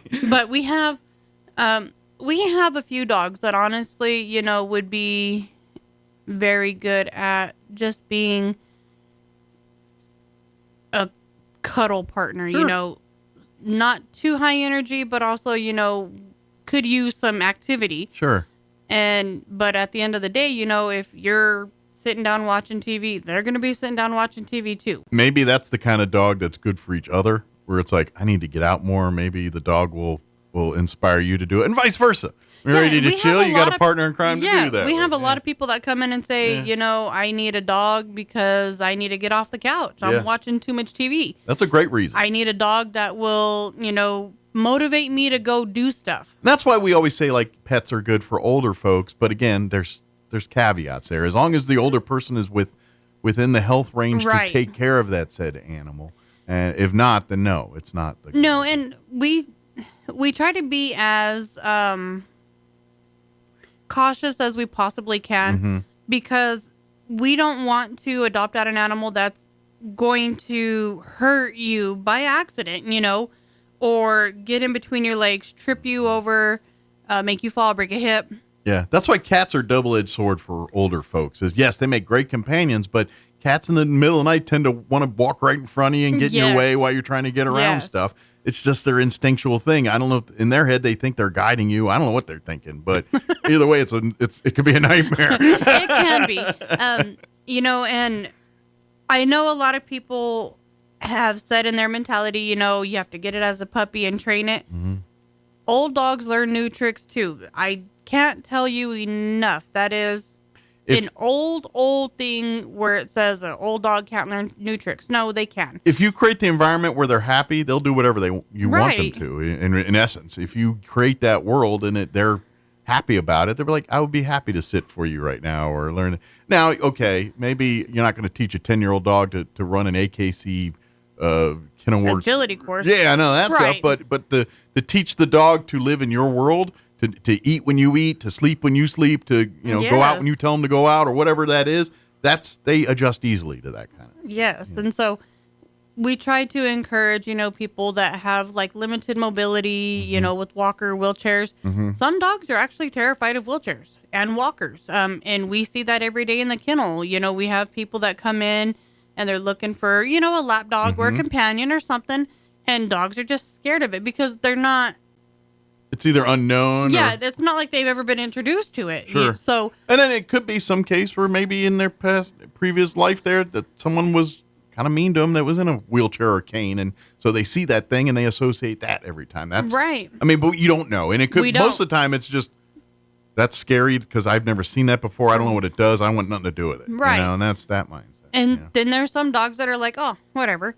But we try to make sure that it's going to be a good fit on both sides, the animal side and your side. Because if your mobility is limited, there's no reason why you need a German Shepherd that's needing a 5-mile walk a day to burn its energy off when your mobility is not going to allow you to do that. Yeah, unless you have like a grandchild or something that's coming every day to walk it for you. That's the only, you know what I'm saying? Right. And that's not reliable. It really, at the end of the day. No. I mean, your grandkids will show up a couple weeks and right. the grandkids got a life to live. And then when he meets a girl or a boy or whatever's going on in that world, that all goes out the window real quick, you know?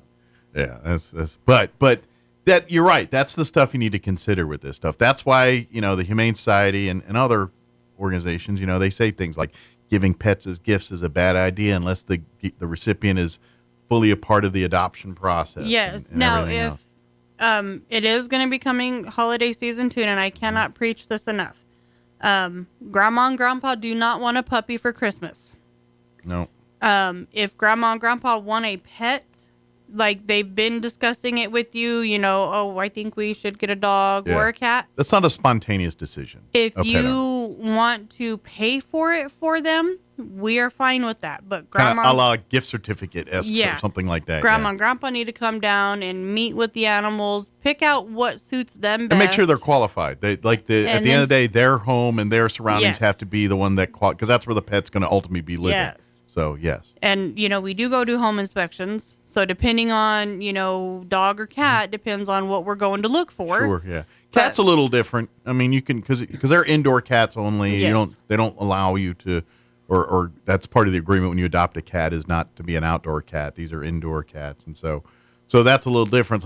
Like if you don't have you live in an apartment or something, the cat might be the better option for you because you don't necessarily have to let it out. But with dogs, regardless of size, we need to have a fenced-in space where that dog can go out on its own to go to the bathroom or do anything.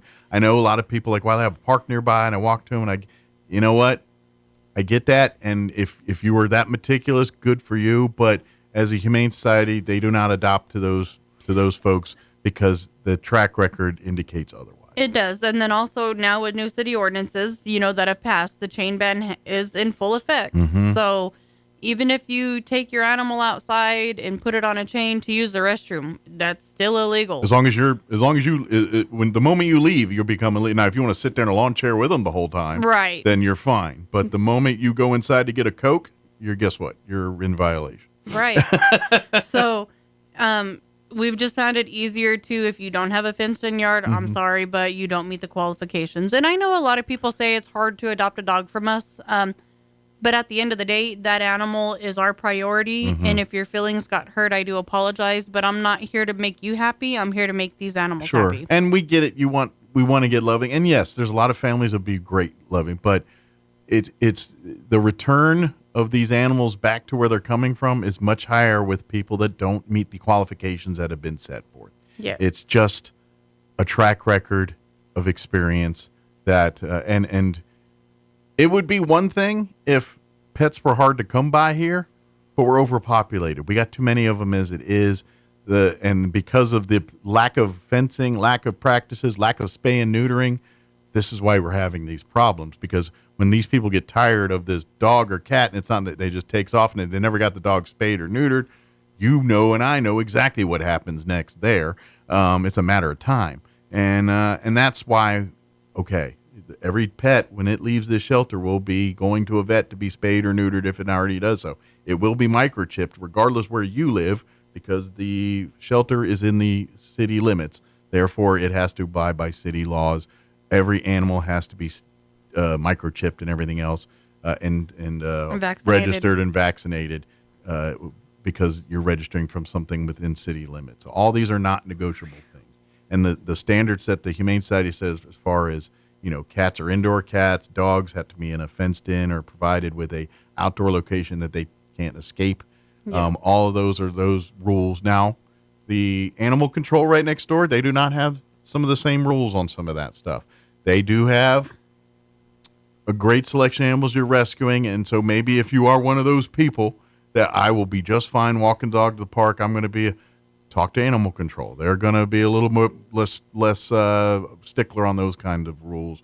They still got to be spayed and neutered and stuff. With the new city ordinances, animal control does require you to have a fenced Okay, yard. so that's changed too. So my apologies. That's not even accurate anymore. Nope, okay. So they are required to go do a fence inspection before an adoption. All right, then that's bad information. That's been a change since the ordinance here. So that's either way, you got to get that. Either yard. shelter requires a fenced-in yard. And please, please, please, if you see the things like people selling puppies out the back of their cars, Report it. At grocery store parking lots and stuff. It's illegal, but B, that's the reason why we're in this mess to begin with. People, I get it.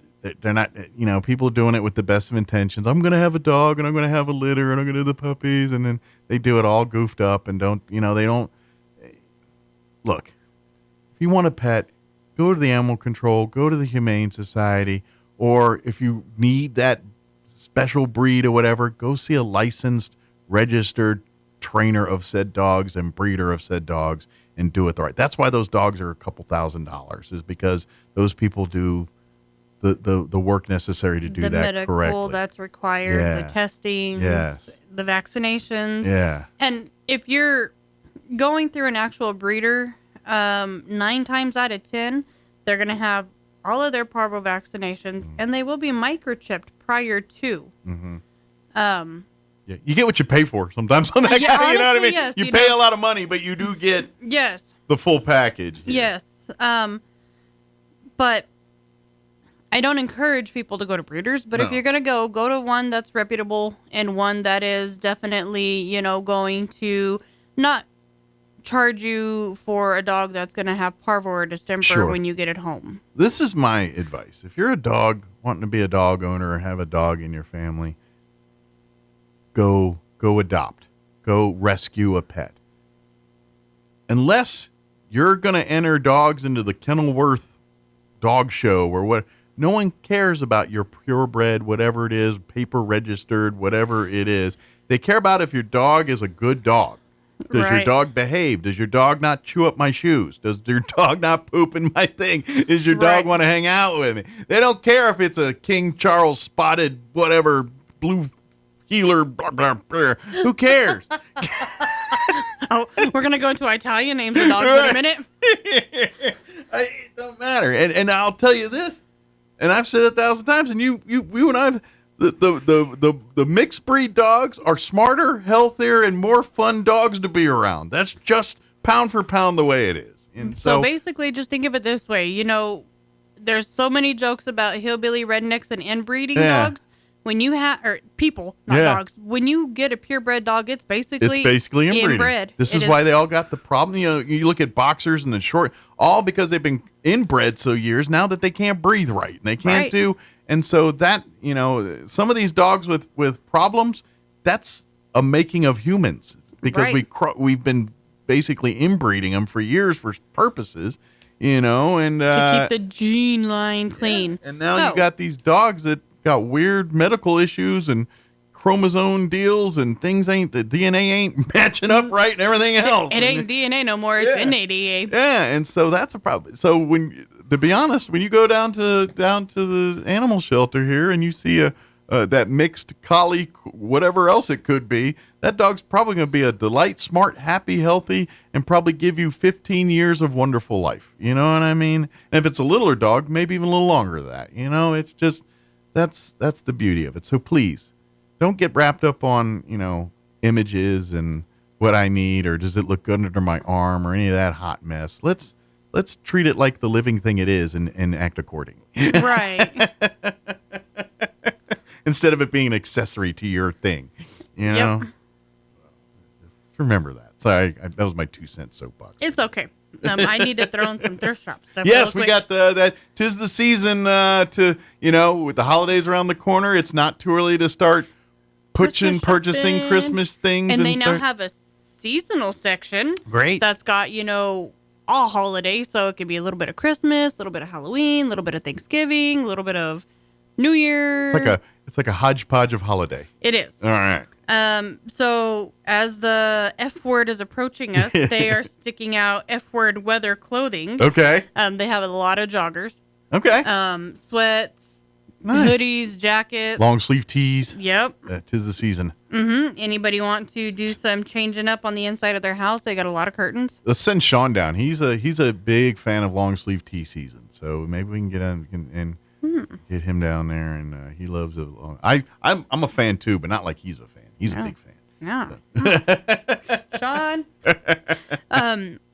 We have a big selection and quite a bit of brand new plus size women clothing that was donated. Tags still on them. Very good. So need some brand new clothing, and like you said, probably stuff that paid a lot of money for new. You get it for a third of that price. Come on, we all do it. Yeah. I can fit into that. No, we can't. Yep. I'll get down to that size. No, we won't. Yeah, you never do. Or even, and I've done this myself, where I got it too big thinking it was like, oh, I normally wear a 2X or an X, and their X is way bigger than someone, and I'm like, man, I look like a teepee, and I'm like wearing a teepee in this thing. Right. Sometimes that goes the other way, too. Yes. It's not always the clothes keep shrinking on us. And then, yeah, it's the dryer's fault. Yeah. And a lot of the times, different clothing brands are sized differently. Yeah. So Walmart to Target, 2 different sizes. Yeah. It's everywhere. So you might wear Speaking of 4-letter words, the new one for me is athletic fit. When you see that, that means you're going to look fat in this. I know what you're getting for Christmas. I know what you're getting for That's Christmas. what that equals. Athletic fit equals I'm going to look like a fat slob wearing this. Oh, that's too funny. They have a lot of bedding and blankets for like animals, so puppy bedding, and then they have a lot of blankets in general, some sheet sets, light bulbs. We have a partner with one of the light companies. Okay. So they give us light bulbs. Is it Excel? Usually they do a lot with giving away light bulbs. I think it is Excel. Okay. Camille's the one that took care of it. Okay. They do programs like that a lot, and that makes sense. So depending on the type of light bulb it is, it ranges from $1 to $3. Probably those LED ones. Yeah. Not LCD. It's a little different world. LED. I don't know where Mike's at, but she's got quite a bit of them. I think she has some of the long ones for like the ballast and stuff, the and then just fluorescent regular bulbs? Okay. light bulbs too. Those suck life out of you. But anyway, sorry, another story. That's my own mental health. She has a couple recliners. One of them is an oversized lazy boy. Ooh. And then a smaller, not lazy boy, but they're both equally nice and very well taken Are they care of. like matching or look like? Could you buy them both and put them in a room? Or are they No, two? one's brown, one's blue. Okay, I was just wanting to know if they were part of a set or something where they just two. Okay. And then there's a love seat, hide a bed. Oh, sweet. And a love seat one's great because that's like because that don't suck up a lot of space, but now you got a quick bed if you need it, but it's not like a queen size. Nope. That's probably more like a double bed, which Yeah, I've slept on one or two, and I'm gonna say this now. I've had a better night's sleep on the love seat ones versus the full couch one. I don't know if it's the way the bar sets or whatever on them. I don't know, but full size hide a bed couches are the most uncomfortable bed to sleep on. I in the own world. one, and because I'll put people on it because I only got 2 bedrooms, and if I got more than me and someone else staying there, guess what? You're on the hide a bed. I'll take your floor. Just give me a pillow and blanket. Right. She has an antique curio cabinet that's got the bowed glasses. That's probably worth money too. And one of the glasses is broke, so one of the glass will need to be replaced. Okay. But it sounds like it's going to be. Put it this way: the cost it's going to take to replace the glass far is cheaper than the value of what that piece of furniture is worth. She still has both of the china hutches, the big one and the small one. Okay. And then, so there is a bench, and I don't know the technical name for it, and neither does Camille. So I'm gonna call it a child's bench. Okay. I know it's an antique. Okay. It's probably this wide. Okay. And it's short, low to the ground. So probably about the width of like a single bed, maybe. No, smaller than that. Okay, because I was thinking like, do you put it like if you put it at the end of a single bed or like a kid's bed? Honestly, I think it's the things that you put at the foot of the bed for you to sit down and like do your shoes and stuff. Yeah, like a little ottoman or something kind of deal. Yeah, but it's in like a little. It bench. looks like a little chair bench. Okay. Does it have any kind of storage with it or anything, or is it just a bench? Just a little bench. Okay, cool. And It's something cool you can put in the bedroom. The kids put their shoes on or get dressed in the morning, or sit there and read books or whatever they want to do. It's about the width of a toddler bed. Okay. I think I know what you're talking about. But I don't know what the proper name for it is, and it's an antique, so it's an older one, so it's probably solid as a rock. It is very, very solid. Very well built. The material is green and gold. Okay. And I'm sure too, if you don't like that, you get a lot of DIYs and go in there and put a new finish on it or make it to match whatever room you're trying to do. Because there's if you got those kind of projects, home decor projects, that'd be one right up your alley. Although you don't want to mess with antique things too much because you start messing with you the depreciate good. the value exactly. So, but I'm sure if depending on the type of finish, is it wood or is it? It's wood. Okay. And then the bench itself is fabric with foam and stuff. Okay. I always joke with Camille because she's short, and I told her, I was like, that might even be too short for you. And she goes, no, actually, it's right height for me. And I was like, oh my God. Well, it sounds like a match made in heaven. Maybe she should buy it. Yeah, I'm pretty sure her husband has told her to quit bringing stuff home from work. Yeah, but that's her size, it sounds like. That's like, like when she's got her chair. Yeah. Ain't nothing better in the world to find a chair that's your size. Especially if you're short or tall. You know what I mean? For real. That's like everything seems too big for you in the world. And when you find something that's like, this is like for my butt. It does make you happy. I'm not going to lie. It's your throne. Exactly. It's like, this was made for me. But they have so much more stuff. Clothing is one of the number one items that they sell, and they always have a lot of clothing, a lot of shoes. Yeah. And we know kids grow all year long, and you spend so much money back to school shopping and getting school clothes, and by wintertime, they don't fit any of it. Yeah, don't fit, or it's tatters at this point, or ripped, or come and see us. Come and shop. The majority of the kids' clothes that we get donated are lightly worn and still usable. It's just kids outgrow things so fast. Well, and the thing too is that it's expensive, and for this you can literally get the clothes that they're going to wear a couple months anyway, and you pay $1 for it instead of $20 or whatever it is. And depending on what Saturday of the month it is, it might be all hanging clothes 50% off. Yeah. So if it's marked $2, you get it for $1. And if it's marked $3, you get it for $1.50. And I would argue the same thing if you're new, like say you're just out of college or just whatever, and you're getting into the workforce, and next thing you know, I've got to get professional clothing. I got to get slacks or dresses or outfits that aren't jeans and T-shirts, what I normally wear. That stuff, you'd be dropping thousands of dollars on new wardrobes for suits or dresses and things like that. Go to the thrift store. You probably buy a suit for under $50.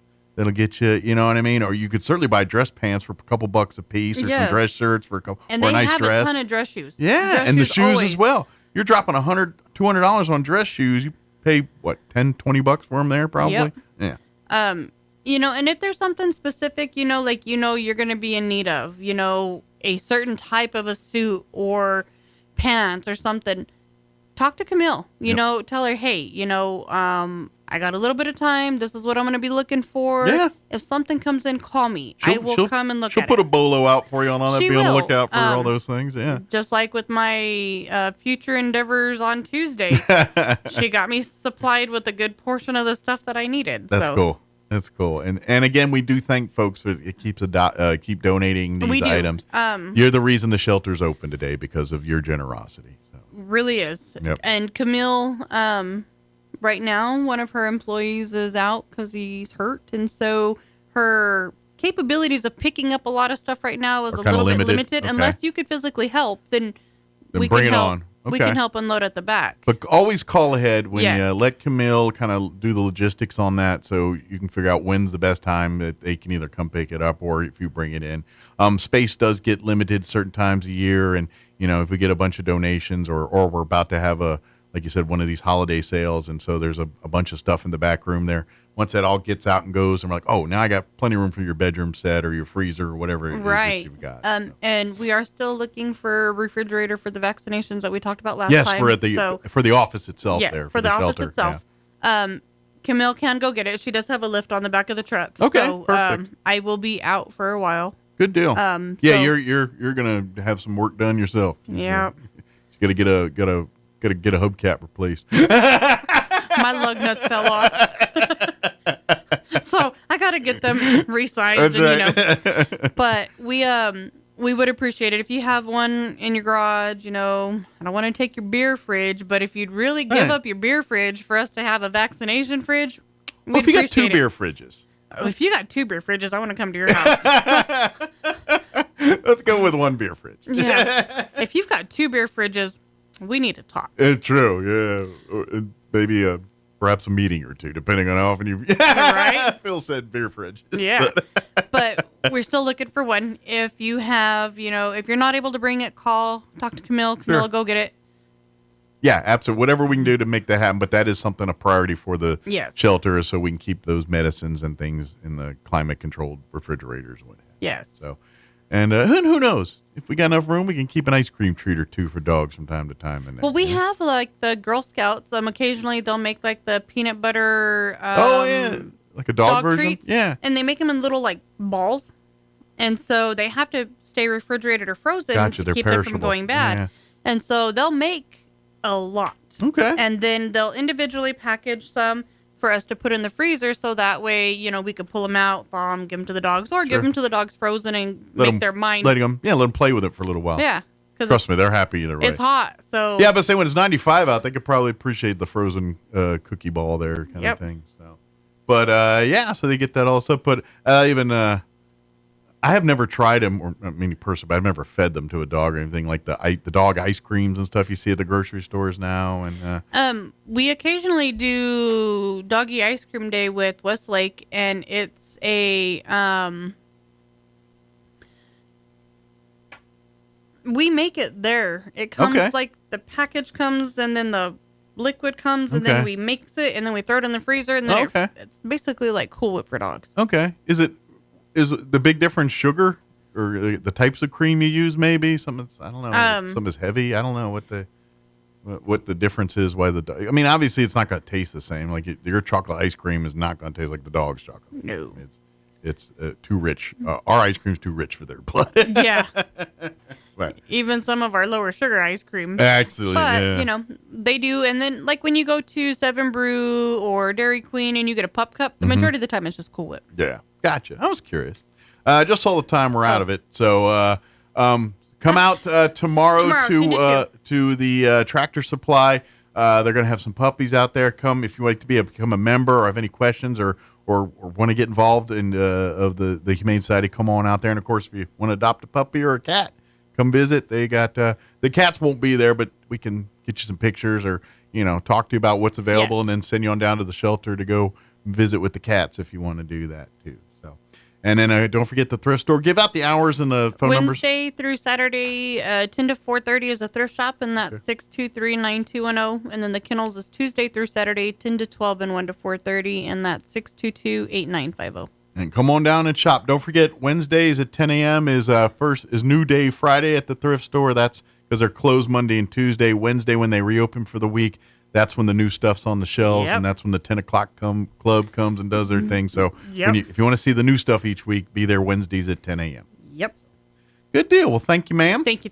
And good luck with future endeavors here. And I'll see you soon, but we'll probably see you on the radio, and it'll be a few weeks before we see you again on the radio. Yeah, I'll have my Uber and my handler That's handling. Right. John, at your beck and call. Please, please, when this happens, get a bell, a whistle, something that you beckon him with, and use it while we're here. Yes, something that like I just John, or I just want to, whatever it is, I want that to happen. So when we got married, Jim Gill gave John a bell. Yeah. To bring. Oh, I'm sure that went over like a lead balloon. Do you know where that bell is? Right. It's in a box in. Now for your Pecos Valley News Update. I'm Jared Cirillo. Eddy County Manager Mike Gallagher. Now for your Pecos Valley News Update. I'm Jared Cirillo. Eddy County Manager Mike Gallagher has appointed 2 new directors. Jason Flores has been named IT Director. Flores began his career at the county as an IT specialist in 2008. He was promoted to Assistant Director in 2019. Flores, a Carlsbad native who attended the University of Pennsylvania, He earned a degree in computer science and engineering with a focus on economics. And Ana Vasquez has been named Human Resource Director. She has more than 36 years' experience in both the private and government sectors and brings knowledge, compassion, and a fresh vision for the department. Vasquez has worked for Eddy County since 2012 when she was hired on as a human resource specialist. The suspect in the August 25th fatal shooting of Darren Estephen Johnson has been arrested. RPD says 42-year-old Stephen Shane Boykin was arrested Friday afternoon at a home in the 80 block of East Wells Street in the base area of South Roswell. RPD personnel arrested Boykin without incident. He's been booked into the Chavez County Jail. Roswell police say Johnson was allegedly involved in a domestic altercation with his girlfriend. The woman called friends for help, and then Boykin is believed to have arrived and got into a fight with Johnson outside the home. Boykin is believed to have shot Johnson before he fled. You're up to date. I'm Jared Cirillo. It's time for the Chavez County Sports Report. Crazy stuff Friday night. Nothing crazier than this football game. Roswell at Alamogordo, 2 lightning delays and then a security gunshot delay. The last quarter and a half played in front of no fans. And this is crazy, too. Roswell lost the game. That hasn't happened lately. Alamogordo wins 27-13. Goddard makes a furious comeback in the late going against Carlsbad in Carlsbad, but falls 16-14. They scored a touchdown with 3 seconds left, but fail on the 2-point conversion. NMMI wipes out Loving on the road 40-8. Dexter, similarly at home, takes care of West Las Vegas 50-23. And it was Escalante beating Gateway Christian 44-40. Hagerman knocks off Alamo Navajo 42-36. The Sports Report brought to you by DSI. Call DSI for all your office technology needs. I'm Eric Butler at Roswell's Talk FM 106.5. All across America, this is the Red Apple Audio Network's Market Report, sponsored by Abacus Global Management. Stocks open a new month after the S&P 500 rose for a 4th month in a row. September historically can be a weak month for stocks. The broad stock market averages often have declines of less than 1% in September. Long-running U.S. tariff exemptions for shipments worth less than $800 have ended. This may hurt smaller businesses the most. One business owner tells me he's now being advised to order supplies from Turkey to avoid tariffs. Morgan Stanley says the Federal Reserve opened the door to rate cuts, but they may depend on whether hiring continues to slow, making unemployment a larger risk than rising inflation. The next monthly hiring report that could be a factor on interest rates comes in this Friday. Lower interest rates can boost stocks and the whole economy by making it less expensive for both businesses and households to borrow money, but the lower rates risk worsening inflation. Spirit Airlines filed for bankruptcy for the 2nd time. Under pressure again, Meta says it's making changes to its artificial intelligence chatbots to make them safer for teenagers. With business, I'm Joe Connolly. This is the Red Apple Audio Network's Market Report, sponsored by Abacus Global Management. What if the future of finance wasn't built around averages, but around you? At Abacus Global Management, we're reshaping financial planning around the most personal data point, your lifespan. But it's more than just insight, it's control. As a technology-driven asset manager, we're empowering investors with an integrated system to take command of your time, your future, your financial destiny. This is a new era of investing. Take control at abacusgm.com.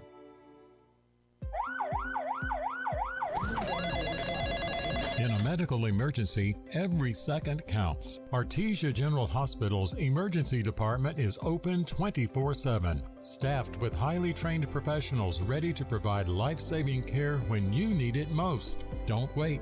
When minutes matter, trust Artesia General Hospital. Quality emergency care close to home. Learn more at artesiageneral.com.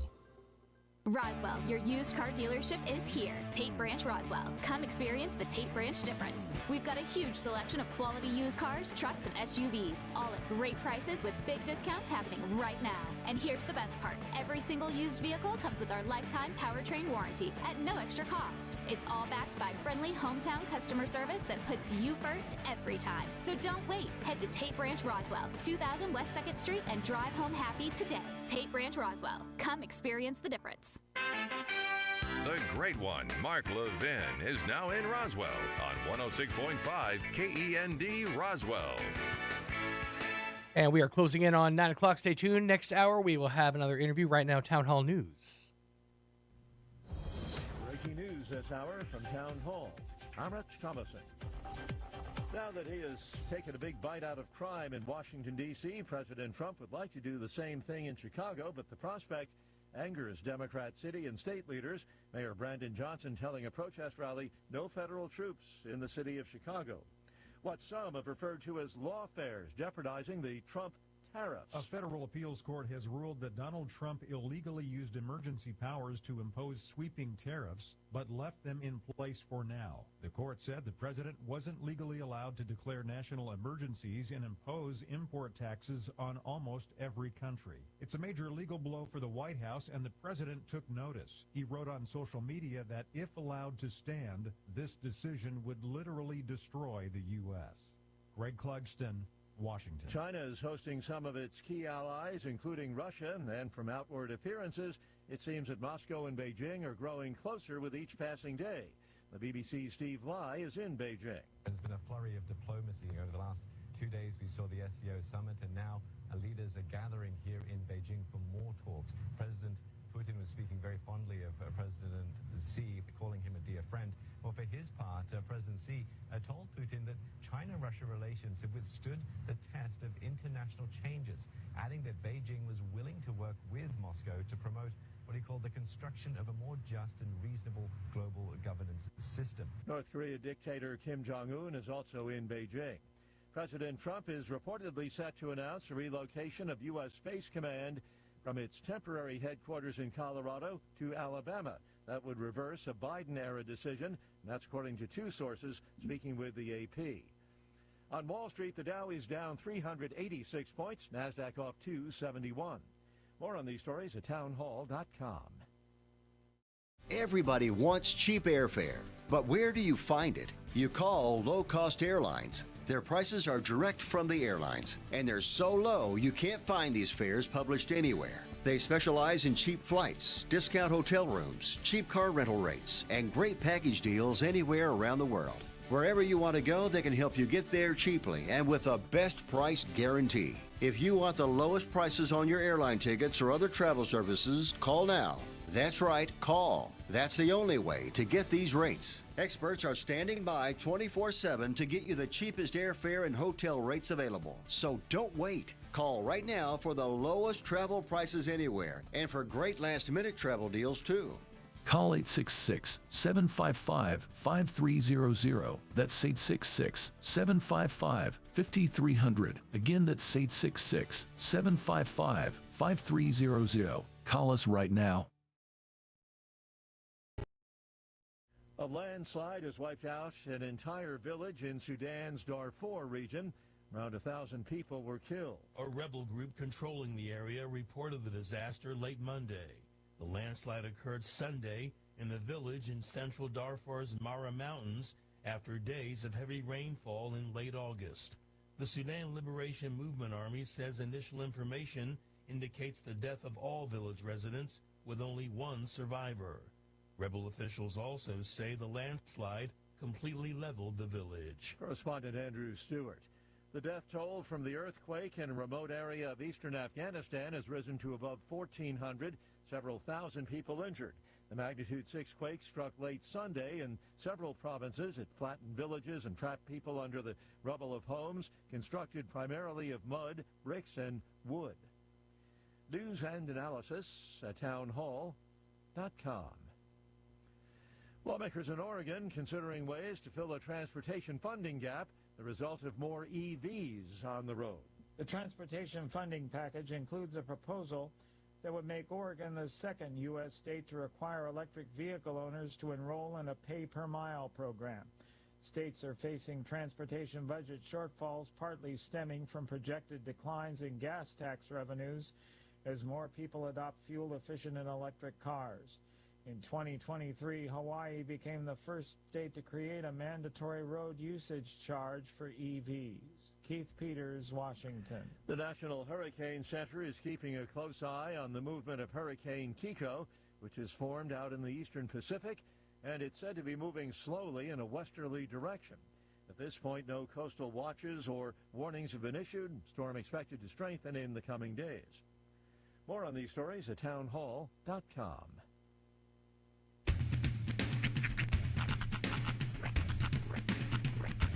What in the wide, wide world of sports is going on here? I promise you, whatever scum did this, not one man on this force will rest for 1 minute until he's behind bars. Now let's grab a bite to eat. Yeah, come on. I feel the hot wind on my shoulder and the touch of a world that is older. I hit the switch and check the number. I leave it on and then I slumber. I hear the rhythm ringing through it. Flamenco guitar and cumbia music. I hear the talking of the DJ. The travel said, what does he say? I'm on a Mexican radio. I'm on a Mexican radio.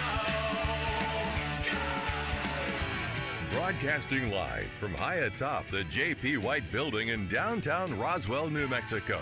It's Mornings with Mike Winters on 106.5 Roswell's Talk FM. Is that what I sound like when I talk? Now, here's your host, Mike Winters. And good morning. It is 6 minutes after 9 o'clock.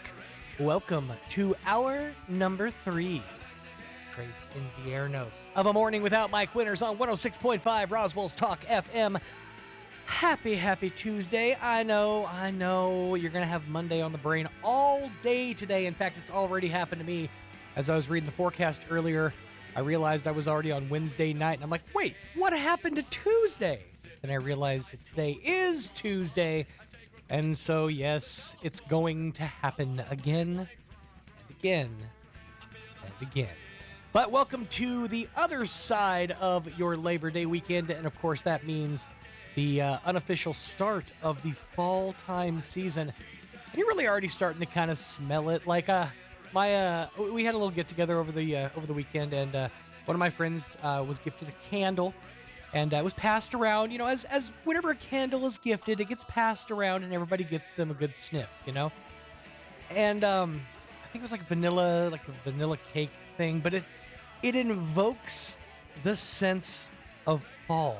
And you're going to get that whenever you walk into pretty much any store. You go into like Target right now, you're going to get whap in the face with cinnamon.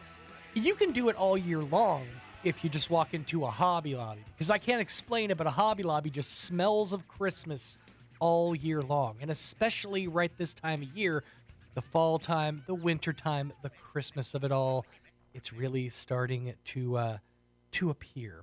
But of course, that also invokes the conversations that were had at said get-together about Halloween costumes. And it's just, I know we're unofficially in the fall time season, and it's time to set our minds to things of that nature.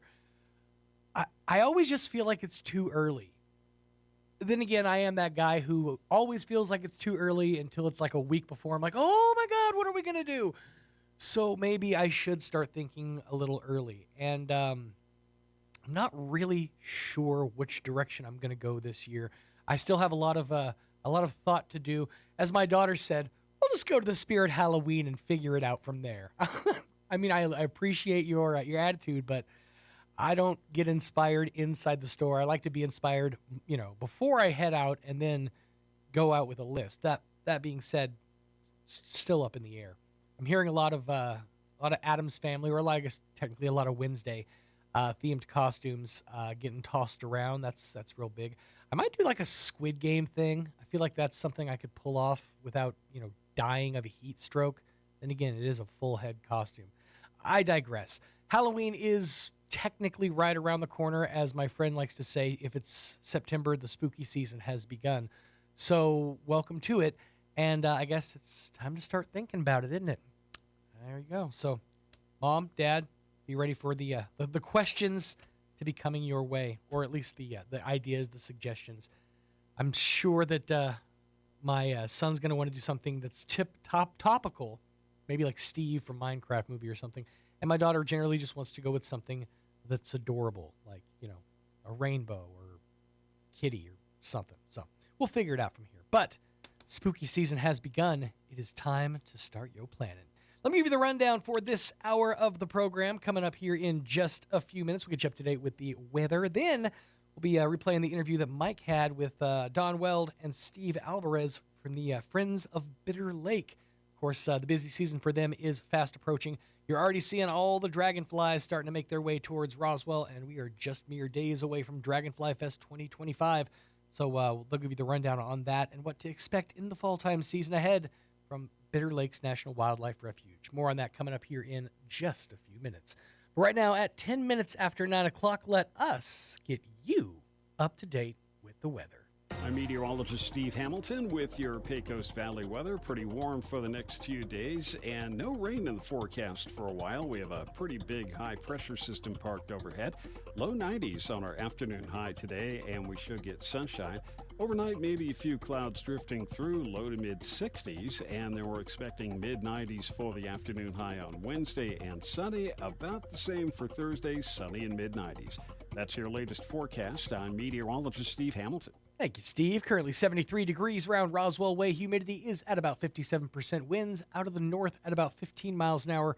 Your barometer at 30.27 inches with a dew point of 57 degrees. Looking at mostly sunny skies, a high of around 90 for the rest of your Tuesday. Winds out of the north at about 5 miles an hour. For tonight, mostly clear. 63, same thing, calm winds out of the east this evening. For your Wednesday, sunny skies, 94 degrees. See, it happened again. I'm like, wait, what? Yeah, for your Wednesday, which is tomorrow, sunny skies, 94 degrees. Winds are going to be calm out of the south at around 5 miles an hour. For your Wednesday night, partly cloudy, getting down to 65 for the overnight low. Winds out of the south at around 5 miles an hour, becoming west after midnight. We're going to let it all hang out. For your Thursday, mostly sunny, 95 degrees. Winds light and variable out of the south at about 5 to 10 miles per hour. For Thursday night, mostly cloudy, dropping down to 66 for the overnight low. Friday, 92 and partly sunny skies, and then the rains come our way. For your football Friday, a slight chance for showers and thunderstorms, then a chance for showers after midnight. Mostly cloudy, low of around 63 degrees. Chance of precipitation is at 30%. That slight chance of rain continues through your Saturday, looking at 30% chance of rain, partly sunny and a high of around 82 degrees for your Saturday. 88 for the high on Sunday with a 40% chance of the wet stuff. Partly sunny skies again. And for your Monday, again, a 20% chance of showers and thunderstorms. Mostly sunny, getting back up to a nice balmy 89 degrees. 12 minutes after 9 o'clock, going to pay a couple of bills. And after these, we'll be playing the interview that Mike had with the Friends of Bitter Lake on the other side of these on a morning without Mike Winters. Stay tuned. Coach, can you talk about the latest trade rumors? Absolutely. Right now, you can get big money for your trade at Roswell Ford. Start your season with a win at Roswell Ford. Right now, we need trades. So if you're making payments on your current vehicle and want out early, Roswell Ford will do whatever it takes to help you escape from your trade. Even if you owe thousands more than it's worth, regardless of make, miles, or condition. With 0% APR and no payments for 90 days. Worried about your credit? Don't sweat it. Roswell Ford has partnered with more aggressive lenders who will push to approve your credit with great terms, with good credit, no credit, or even if your credit is less than perfect. All roads lead to huge American-made savings. More for your trade and a better buying experience. Get on board at Roswell Ford. 821 North Main Street in beautiful Roswell. Call 575-623-3673 or online at roswellford.com. 0 APR for 48 months is $28.83 per thousand finance. Interest accrues from date of sale. Subject to lender approval on select vehicles. Offers not combined. Downtown Artesia is the place to be. September 11th through the 13th for 3 nights of music, culture, and community. Thursday kicks off with New Mexico Heritage Night, mariachi, tejano, and local flavor. Friday's all about indie folk vibes. And Saturday, Red Dirt, Black Gold with headliner Cody Canada and The Departed. Gates open at 5. Music starts at 6. Plus, interactive vendors, shopping, food, and cold drinks all weekend long. Bring your boots, bring your friends, and experience Artesia like never before. Full schedule at reddirtblackgold.com. A heartfelt thank you to the City of Artesia for making this event possible. Paid for by Artesia Lodgers Tax. Attention high school students and parents. Now is the time to make your plans to come visit the most affordable university in the Southwest, Eastern New Mexico University. ENMU is hosting our annual high school open house preview day on Saturday, October 18th. Come learn about scholarships, discover majors, talk with current students and faculty, and win some great prizes. Sign up today at enmu.edu/open house. Eastern New Mexico University. Student success. That's what we're about. It's too bad the Eastern New Mexico State Fair doesn't have a category for weeds, because with all the rain we've had, they'd be giving out lots of blue ribbons. Hi, this is Ben Manette from Roswell Seed Company. We have powerful products to get rid of the hardiest weeds, and most important, we can tell you exactly how and when to use them to get the job done. Yeah, this year's weeds are certainly impressive, but at least they're green. Here's a Mornings with Mike Winters fun fact. More than 50% of Americans fall asleep on their sides. That's way better than falling asleep on someone else's side. Here's Mike Winters.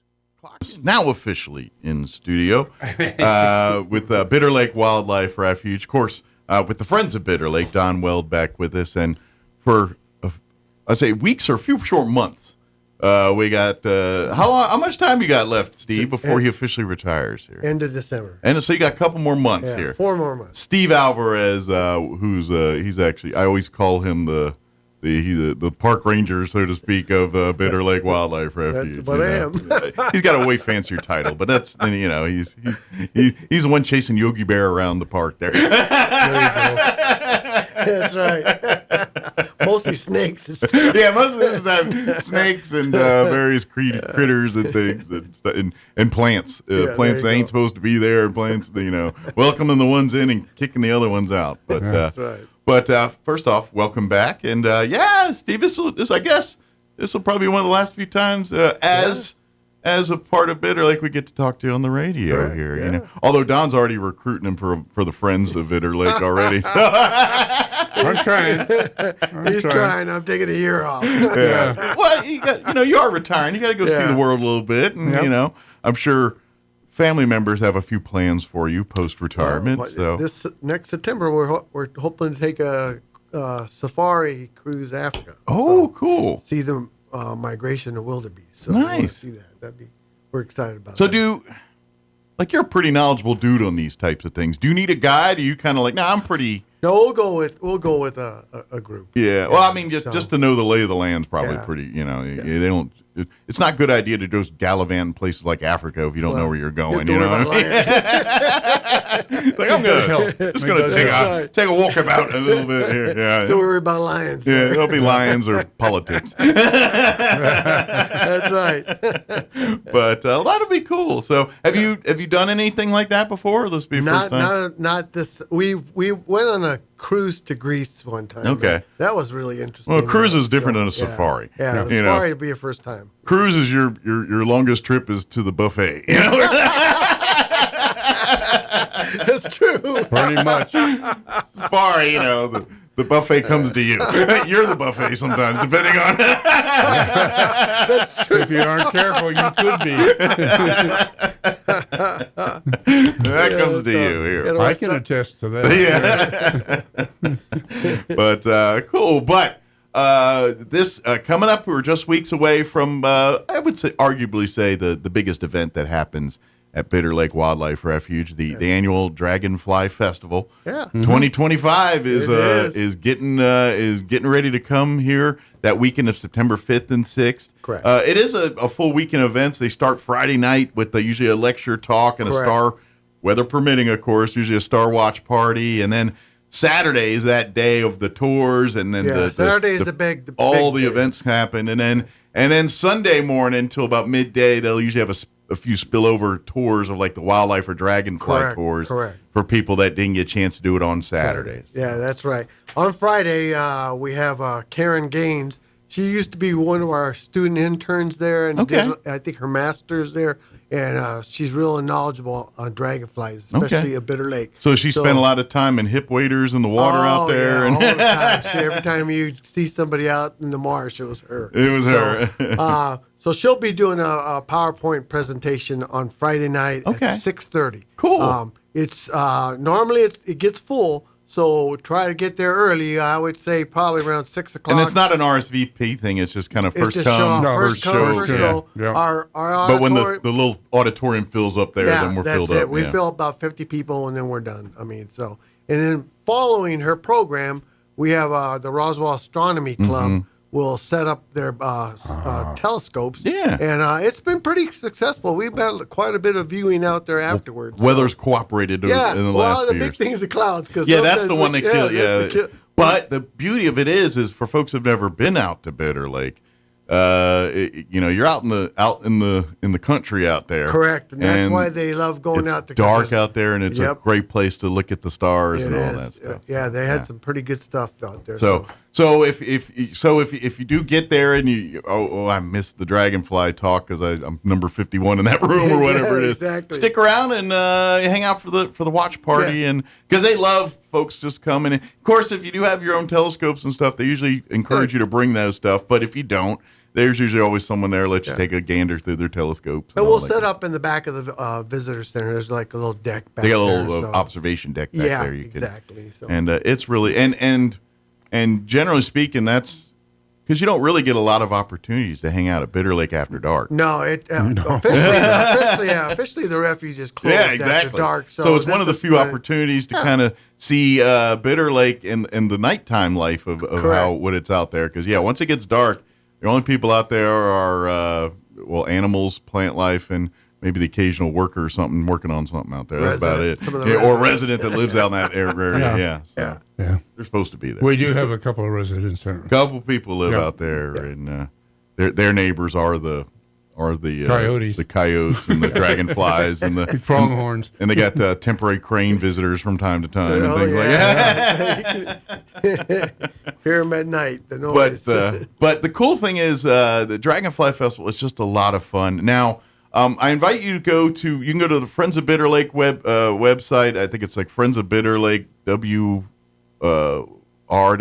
or something like that. If you type in Friends of Bitter Lake or Bitter Lake Wildlife Refuge, you'll get right to it on Google. You just say Bitter Lake Wildlife Refuge, it'll pop up. But there you can go, and I know on the Friends page there's a tab for the Dragonfly Festival. Once you click that, you'll see the poster for this year's festival, which if you don't know, that's cool because every year they get the grade school students that do their drawings and everything, and then they get some community members to come out on a day and they judge. And there's hundreds of artworks from most of it's elementary school. Yeah, it's K through fifth grade. Yeah, correct. And they do some amazing stuff, and so you can go and see this year's.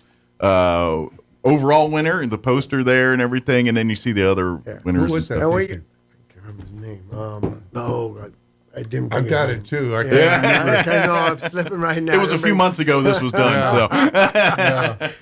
Now, if you go to the visitor center, we have a display of all the different art and all that. Yeah, so it's really cool. So. But and then of course if you get the T-shirts and everything, that artwork is displayed on there. We actually have the T-shirt design made right now, so it's pretty cool. So if you get those, and the cool thing is when you buy that kind of stuff, or if you go out that weekend or this week or any weekend to the gift shop there, and you purchase books or T-shirts or hats or whatever out there.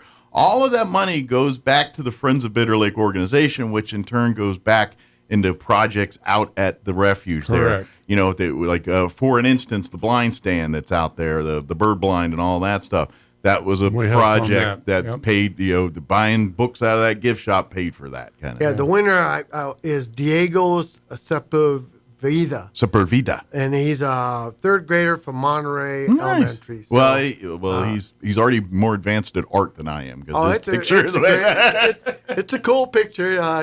He did a really nice job. Yeah. And there's about 500 entries, and so he ends up getting the friends pay him $100 as an award. I've been asked to do it in the past. It's a lot of fun, but it ain't easy. Like there's you're That's kind how of like you would been we judged. yeah. But there's you got hard decisions to make. You're kind of like because they usually do it like because they'll have all the photos like laid out on tables and they give everybody like poker chips and they say okay you get 5 poker chips, put them on your favorite ones, and I ain't gonna lie, you're walking through, it's like. Got one left. Who's worthy of it? I don't know. This one's good, but so's this one. I don't know, man. You know, you get to thinking. It is. It's a difficult after they get all these real good ones. And no, it's pretty cool. Yeah. So, but it's really good. But we have some amazing art talent and kids doing some great things each year with that. So, please support that by checking it out. And I'm usually sometimes the kids will be out there that weekend. You go and shake hands and meet them and all. We made a little sticker too of the artwork. So if you're at the visitor center, we'll give you a free sticker. Cool. Very good. Cool. But yes, good for your book bag or pocket or something. Yeah, there you go. But and then of course that Friday night after the Star Party up, then the next morning, Saturday, they'll I guess things officially kick off with the early bird tour. Yeah, and that's at 6 a.m. right? 6:30. 6:30. 6:30, and Patrick Collins and Jim Montgomery are some volunteers that have been working for us for years. Okay. Jim is like our major biologist out there. He's real sharp. He's like our crane expert. Okay. But they'll just do a variety of birds. We have the refuge has over 350 different species. So it just depends on the time of year. Sure, depending. I imagine in the fall and spring is probably that number ticks up a bit. Yeah, those are the two because that's the during the winter migration. and summer it's a little down a little bit on some of those. So. But yeah, catch the pun. The early bird tour. It's early because it's the first one, but it's all the birds of the refuge there. Mm-hmm. Yeah, all that. So call because it's we have about 15 entries because it's one van. And that's the only one tour they offer is that Saturday morning. Like the wildlife and dragonfly tours, there's multiple tours of that. That's correct. But there's only one early bird because there's only one 6:30 in the morning. Yeah, exactly. So that's it. And it limits because of the vans that limits everything. So and then, to be honest, they'd love to do later early bird tours, but the later early bird tours wouldn't have much to see because they're all sleeping or off, not ready to put on their show faces. And it's been a long day, and the guides, it's harder for those guys to get out. So. Exactly, too. You're in the weeds all day, bug bitten and everything else. At some point, you're gonna, because it is nature. You get out there are bugs and things, and you get bug bit. And so, by the way, when you do come out, lots of bug spray, lots of water, shade, floppy hats. Keep yourself protected. It is September, first week of September, but it's usually still pretty warm that weekend. So, and again, the whole purpose of the festival is to showcase the refuge to the public to let you know what's out there. If you miss the Dragonfly Festival, Bitter Lake all year round has a variety of different stuff. You know, it's always constantly moving. it's and if you go in the fall, and then you go in the spring or in the summer, it's a different experience. Each season, it's a different.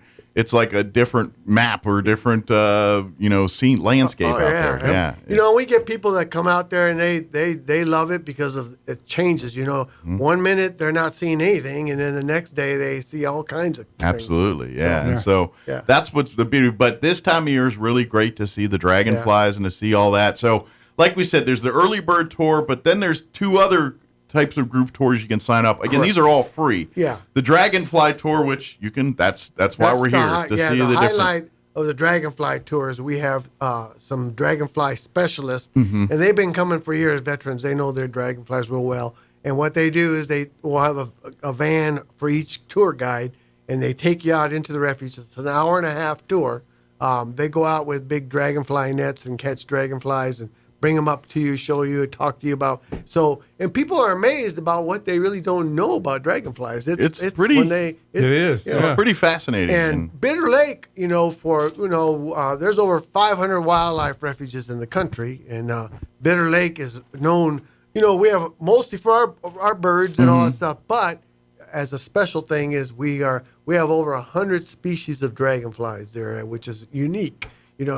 Some places might have 2 or 3 or 5 different species with a whole bunch of them, but we have 100 different kinds. So which means the people that study dragonflies they like to come Oh here. yeah, they're pretty excited. Good If you're into pickings dragon. here. Yeah, exactly. So Great territory. All our guides are volunteers, and just like you said, they love coming out here because of the variety of dragonflies. Yeah, it's really cool to hear and talk about all that stuff. And then there is another tour, the wildlife tour, which covers more of the other parts of the refuge. Our biologist will take a group of people in the van, and he'll talk about management, what we do to protect the wildlife. Kind of out the there. science behind the nature here. Exactly. And he focuses on the birds, the reptiles, everything that plants. Well, it's a delicate balance out there. This is Mother Nature at its best. Exactly. You're seeing that delicate dance between the plant life and the animal life, and each doing their little part in the ecosystem. And when they don't, it impacts the whole ecosystem. Oh, it does, Yeah. and a lot of it has to do with water because we're like we our theme of the visitor center is called Oasis in the Desert, and it really is. I mean, we have natural springs. We have over 70 sinkholes around. You don't see them from the visitor center, and every now and then we'll give tours to them. Some of the guides with the dragonflies will take you probably to some of these sinkholes. Gotcha. But with all that water resource, and then what we have to manage that is like we'll lower the water during the summer because a lot of our shorebirds that migrate here like to nest in the mud flats. Gotcha. Okay. And then in the winter we'll add water to the ponds to our impoundments. And that's because all the migrating birds, like the cranes. That's and when it all turns the into the ducks. pilot flying J we talked about, and all the migratory It's animals like a big airport of birds, come in for their sodas and their nachos and what have you. It's pretty cool. I mean, the migration of bird life to the refuge is pretty outrageous. Absolutely, and of course we love. Of course, the refuge is open every day, like I said, from pretty much dawn to dusk every day. Yeah. And we would love the public. You're more than welcome to come out there and observe and do things and be. Now, this isn't. Again, just to remind folks, Bitter Lake Wildlife Refuge is not Bottomless Lakes Park. Bottomless Lakes, that's where you go if you want to boat and camp and swim and do all those kinds of things. Bitter Lake Wildlife Refuge, that's for the animals and plant life and the things native to this part of the country. That's their home. We as humans are there to observe, report, study, and appreciate. Oh yeah. And that's about it. And so when they ask when you're there, don't be doing the things you do at Bottomless Lake. Don't be out there picnicking and just getting in the water and all that. Stay to the trails, because really, if you get off the beaten path, you can really mess up the ecosystem out there. And the least amount of human interaction or human touch we have on some of this stuff, the better, or limited amount of that stuff, the better on that type of thing. It protects that. Yeah, well, our main job is conservation, and that's what we try to do all year round. It's designed so your grandkids, when they come, they're going to see the same animals, same plant, like not the exact same ones, but the same species. Same, exactly. Several generations now. Otherwise, there's a Fountain of Youth there somewhere, and we're going to have a lot of people visiting all of a sudden. Oh, man, that crane's old. This crane's 437 years old. That dragonfly, that's his grandkid over there. He's born 200 years ago.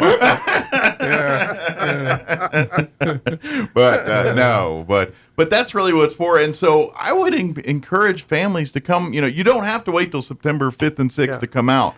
Come out this weekend and check it out. And you mentioned about the uniqueness of the refuge, and one of the things we're going to have highlight for this Saturday is we have two presentations other than just the tours you mentioned. Gotcha. At 11 o'clock, for the first time, we're having a rattlesnake expert, a guy named Nathan Hawkins from, Abilene, Texas. I find it ironic a guy with the last name Hawk is a snake expert at eating them.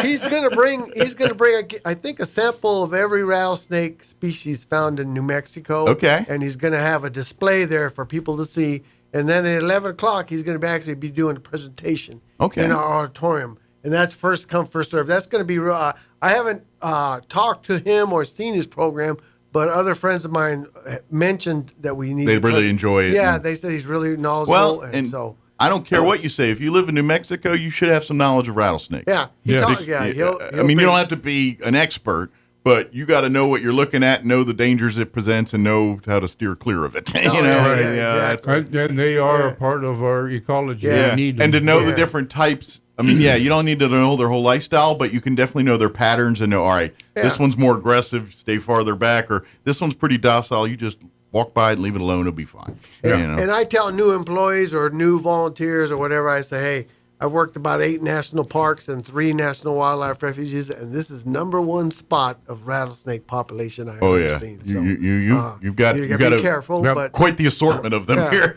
Definitely. So anyway, 11 o'clock, that would be great. It's free.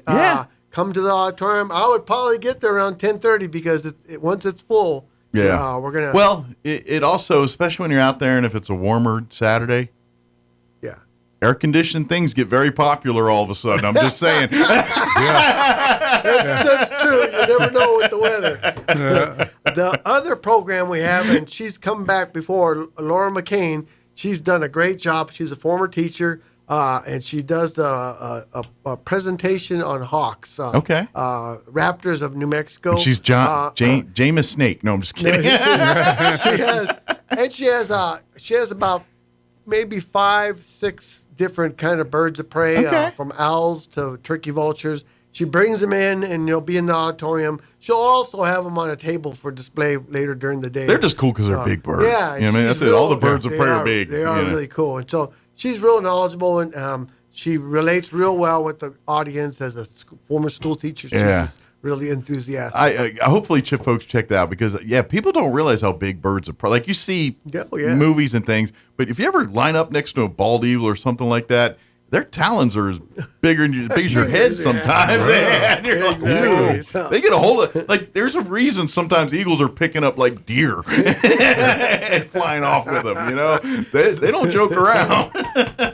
And she'll do her presentation at 2:00. So I would probably be there around 1:30. Okay. And when you do make reservations for your dragonfly tours or for your wildlife tours, try to make sure each tour is an hour and a half. So try to make sure don't overlap if you want to see those presentations. But definitely you need to do that sooner rather than later. Like I said, August 1st it opened up here, and all these tours are first come first serve for signups here. And they're free. They are absolutely free. Yeah. I think 2 things you have to pay for.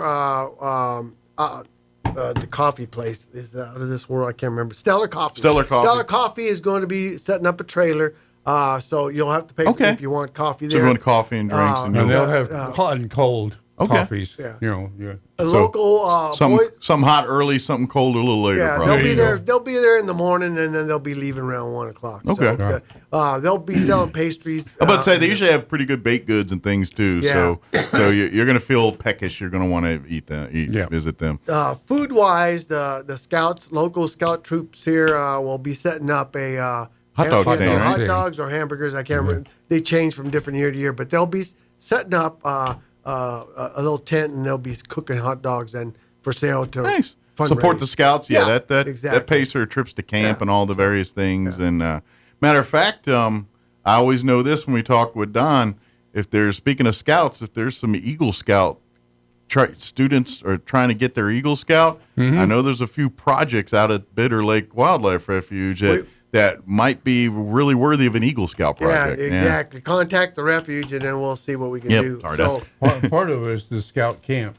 Well, we have a scout camp for scouts if they want to spend, some weekends out there and practice their scout craft. Exactly. It's available. It's available to them. And that's one of the few exceptions to camping out there. Correct. Is the scouts. But the reason for that is because they teach the scouts how to low impact camp out there. Right. So. Correct. They are leave it better than you found it. That is a you hear about mottos in Scout, be prepared and all that, but one of the Scout mottos too is always leave a campsite better than you found it. And that's they've done a good job. And they have worked on projects from our butterfly trail to we have a desert upland trail. That was actually an Eagle Scout project. So so if you're looking for some of those, reach out to the Bitter Lake and do that leadership part of your project and start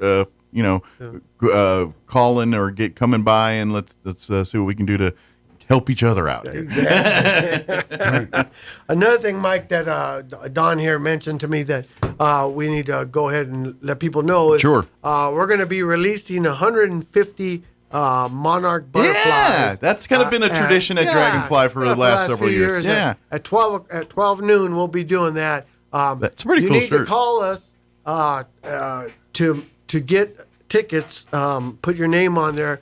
We'll have 3 sites that we release the butterflies. Yeah. And it's normally for kids, but it just depends if we have any slots available. We got a few extra butterflies available. You want to release one? Come on down. And we're still kind of early in the process. But if you call, we'll give you a ticket, and then you just come over. It's a great photo opportunity. It's a lot of fun. We Kids give you a enjoy it. monarch and the butterflies, and they'll just throw it up in the air, and it flies away. You're doing your part for their whole migratory thing. Yeah. That's right.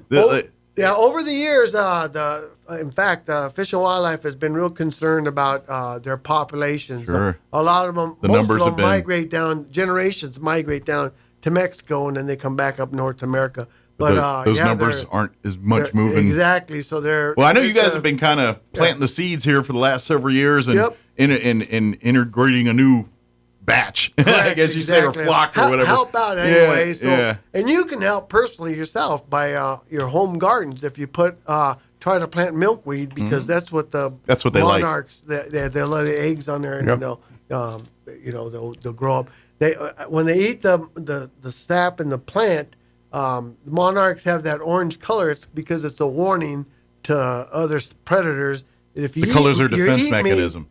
If you eat me, you're going to get highly sick or you're going to die. Yeah. Because I'm poisoned. I mean, it's really pretty to look at and all that, but that's part of it's intimidating to eat. Exactly. So, and our friends at Bitter Lake have helped design our butterfly trail that connects the visitor center to a little loop trail. And in the last few years, we've actually had monarchs come over and start laying their eggs at the So they're setting up shop. Yeah. That is so great. Growing. Yeah. That's so a few more of these, and maybe we're getting those numbers back to where they're supposed to be. And it's cool because I've been there since 2001, and it's been really fun to watch the Friends of Bitter Lake start off as a small little group and then do projects. They're instrumental in having us purchase that new visitor center.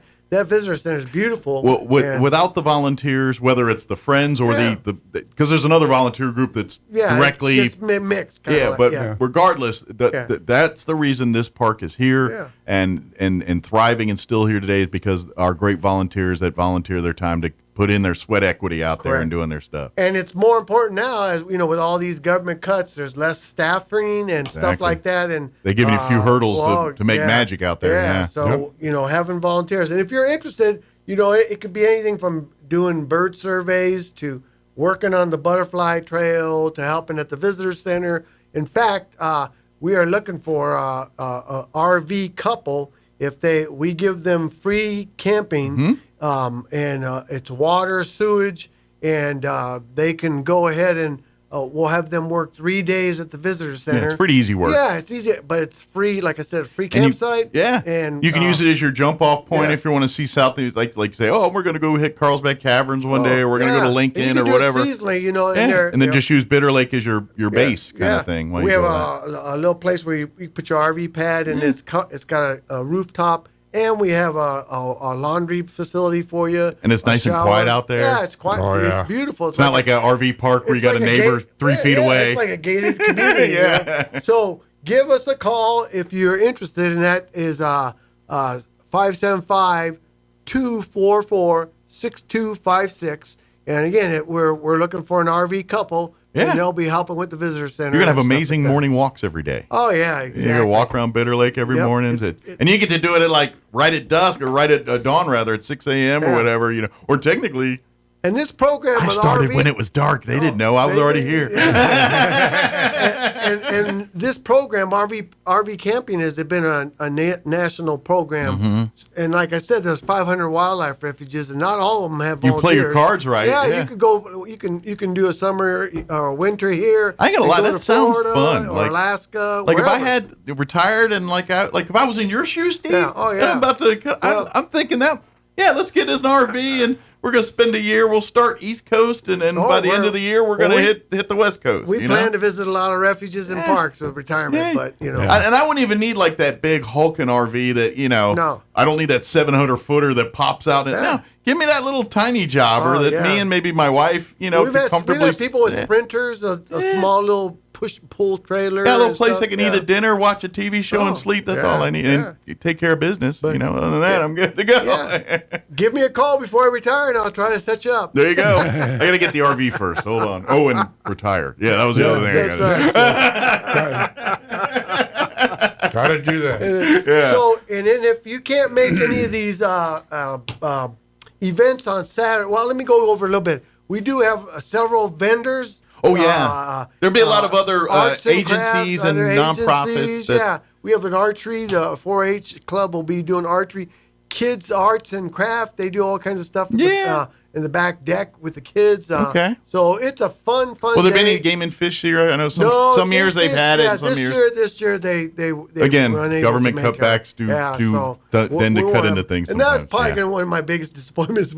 We've had that fishing pole for a long time, and we'll definitely miss that one. That well, event. Well, I guess I know now that law enforcement, they're doing their fishing with a cop thing now, and maybe if you need to get your fishing fix, they just had one a couple weeks ago, so maybe we could do they'll go out to Lake Van and do fishing and stuff. Okay, yeah, that's cool. But I mean, it's not it's not fishing out with the but that's always, and who knows, it may come back, but funding is what funding does, and it was fun for the kids. I mean, and it's kind of crazy because most refuges in the country allow some kind of fishing, but Bitter Lake, we have several different rare fish that they don't want you messing with. A lot of fishermen use bait fish, and so they get loose and compete with the native stuff. Yeah. So it's been a policy. And that's something that people don't realize too. Is we talk about protecting the animals and plants native, but the problem is there are some plants and animals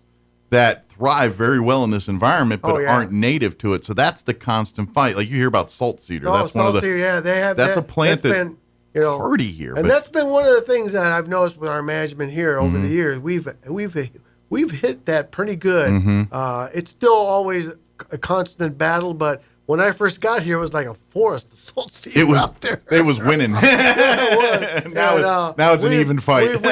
We've knocked it out pretty good, and there's several other stuff that happens, and that's even all around the country. When I was in Florida, oh my gosh, Florida, because it's subtropical. Sure. They even have monitor lizards and different kind of reptiles. Coming in because people have pets and let them loose. Absolutely.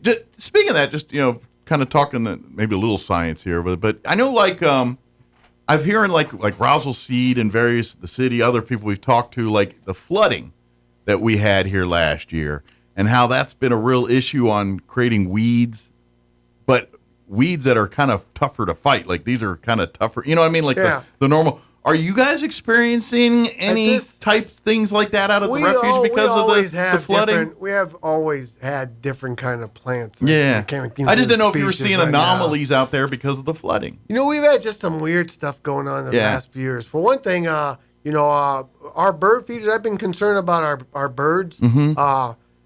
We used to get a lot of variety of birds coming to the visitor center with some of our bird feeders.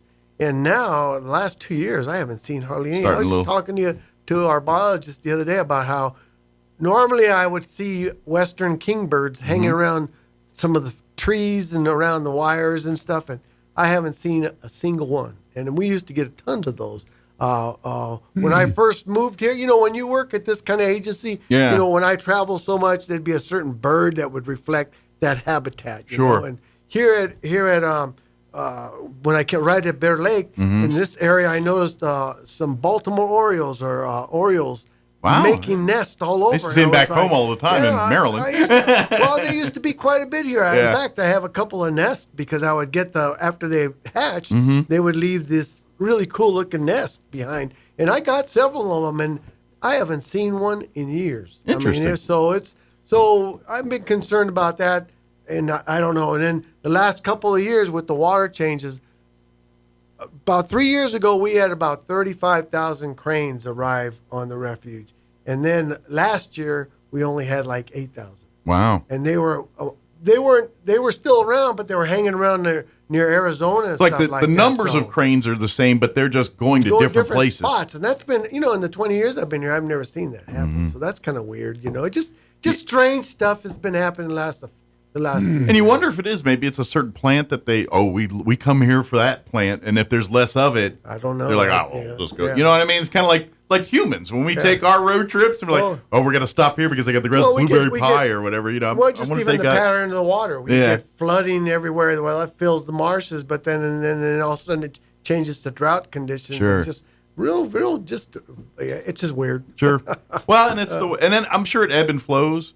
Because I'm going to imagine at some point maybe it shifts the other way, and then they start coming back, and exactly. And it's kind of Last year we had there was Bitter Creek. We have several endangered like snails and amphipods in there, sure. And it pretty much almost dried up. Never has had happened, and we were actually having the snails sent to Dexter to try to raise them, and also we had snails in aquariums at the refuge because we thought we were going to lose some of the habitat.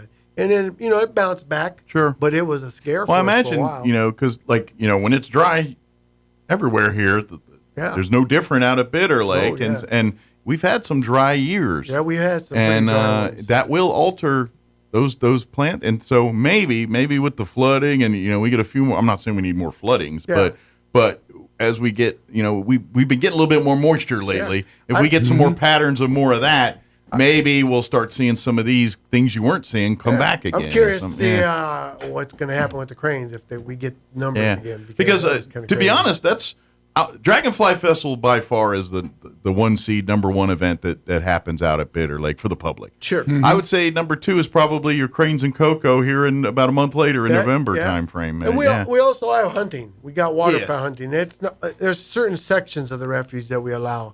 And people always ask, how can you hunt at refuges? Well, there's a real close development. A lot of the hunters early on and before refuges are around, they're the ones that try to get people to start regulating laws to protect them because they go out there and hey, what happened to all our birds? And this is the slippery slope that when we talk about California parents rallied outside the state economic Capitol building all the time we're out of time, but the economic impact. I mean the nature impact of it, whereas you look at like the forest stuff here and they protect the forests, but man's already been there. Yeah. And if you just pull man out of the equation without doing anything to mitigate that, it's just as bad as man over mitigating. So you got to find that balance. We're here already. You got to find that balance between, man not getting too involved, but at the same time, we've already been involved.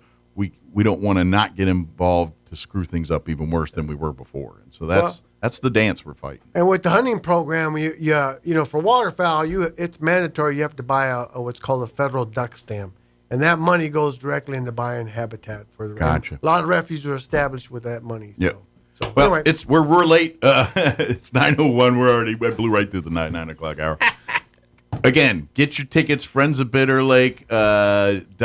It's friendsofbitterlakewr.org, I think, is the actual address. But type in Bitter Lake Wildlife Refuge, anything like that, and that'll get you right to the website. And let me give you the phone number real quick for the reservations. Yes. It's 575-244-6256. And call as soon as you can because these slots will get filled, and we hate to not get you on board. Early bird getting worm on this one. So when they're starting to fill up. There you go. Well, thank you guys. Appreciate it. Thank you, Steve. All right. We'll see you again soon. I know we will. Just if nothing else, we'll see him again. Yeah, there you go. All Thanks, right, Mike. 9 o'clock.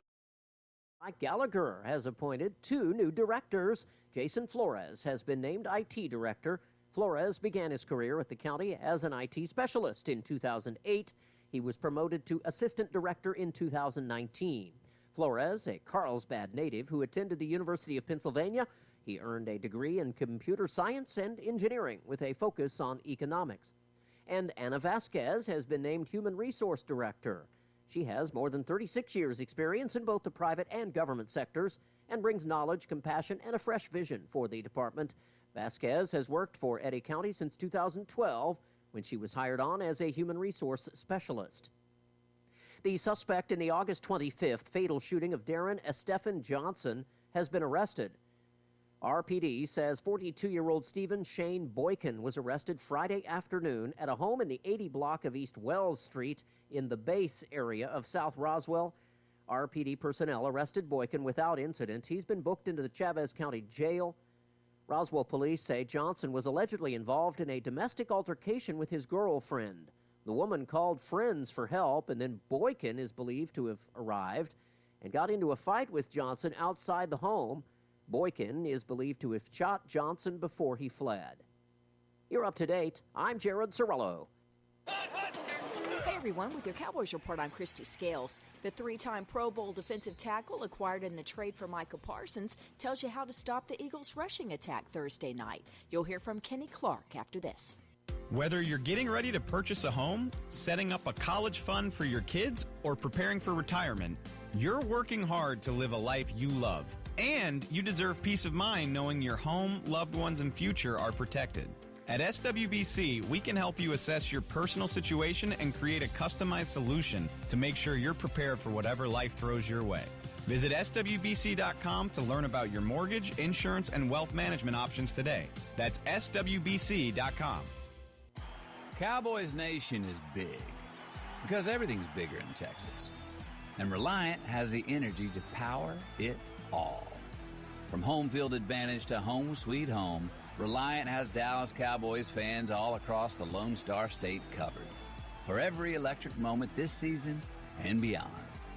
Reliant, proud to be the official energy provider of your Dallas Cowboys. Reliant, PUCT number 10007. The Cowboys open the season this Thursday night in Philly with Kenny Clark, the new run-stuffing defensive tackle acquired from Green Bay in the trade for Micah Parsons, serving as the human speed bump trying to slow down Saquon Barkley, Jalen Hurts, and last year's #1 run offense, the Eagles. Clark has a long list of keys for stopping the defending Super Bowl champions' run game. You got to tackle well against Saquon. You got to keep Jalen Hurts in the pocket and not let him scramble and let those drives get extended. You got to close backside. Getting turnovers is going to be key. You got to punch the ball out. You got to get turnovers. When we get a chance to get after the quarterback, we got to be smart, but at the same time, we got to get after him. Kickoff Thursday night is 7:20 Central right here on your radio home for the boys. With your Cowboys Report, I'm Christy Scales. With the Wall Street Business Report, I'm Rich Thomason. Kraft Heinz is splitting into two companies a decade after they joined in a massive merger that created one of the biggest food companies in the world. One of the companies will include shelf-stable meals and include brands like Heinz, Philadelphia Cream Cheese, and Kraft Mac and Cheese. The other will include brands such as Oscar Mayer, Kraft Singles, and Lunchables. The price of gold has hit a fresh record high. The precious metal climbed as high as $3,578.40 per ounce early today, surpassing its previous record set back in April. McDonald's is cutting prices on some combo meals, hoping to woo back customers who have been turned off by the rising cost of grabbing a fast food meal. And Wall Street opened lower this morning with traders back at work following the long Labor Day holiday weekend. For the Wall Street Business Report, I'm Rich Thomason.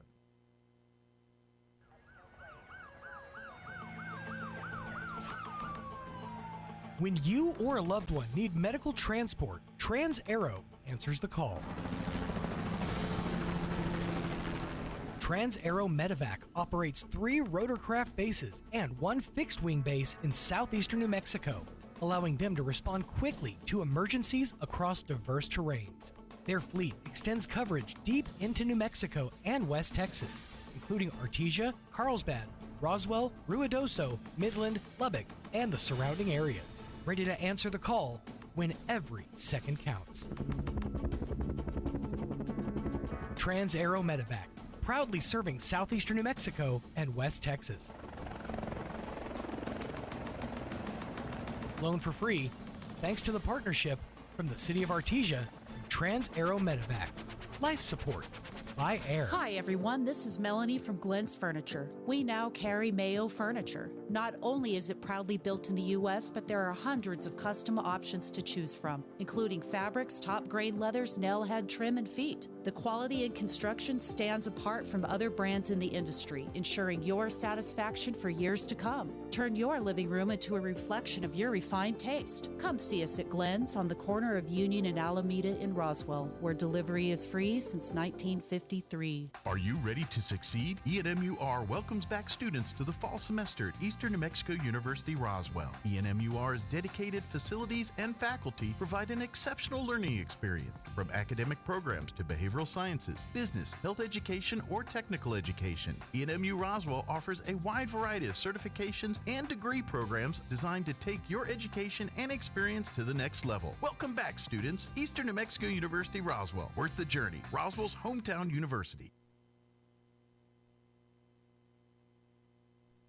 1 minute away from 10 o'clock. That is going to wrap things up from our end. I was waiting for an intro, but I guess it's not going to come.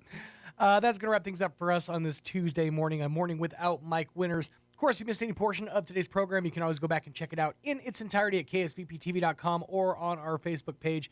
And here in just a bit, Ms. Jocelyn will have the interview up with we had with Mr. Doug Weiser from Walker Aviation Museum in the 7 o'clock hour. The 8:15 and the 9:15, Crystal Noble and the Friends of Bitter Lake. You can find those interviews on our Facebook page as well. Hopefully all things go in according to plan. Mixmaster Mike back inside your radios tomorrow morning. Big thanks for being with us. Got Town Hall News up next. And, of course, Travis and Sexton heading your way next on A Morning Without Mike Winters. Thanks for tuning in.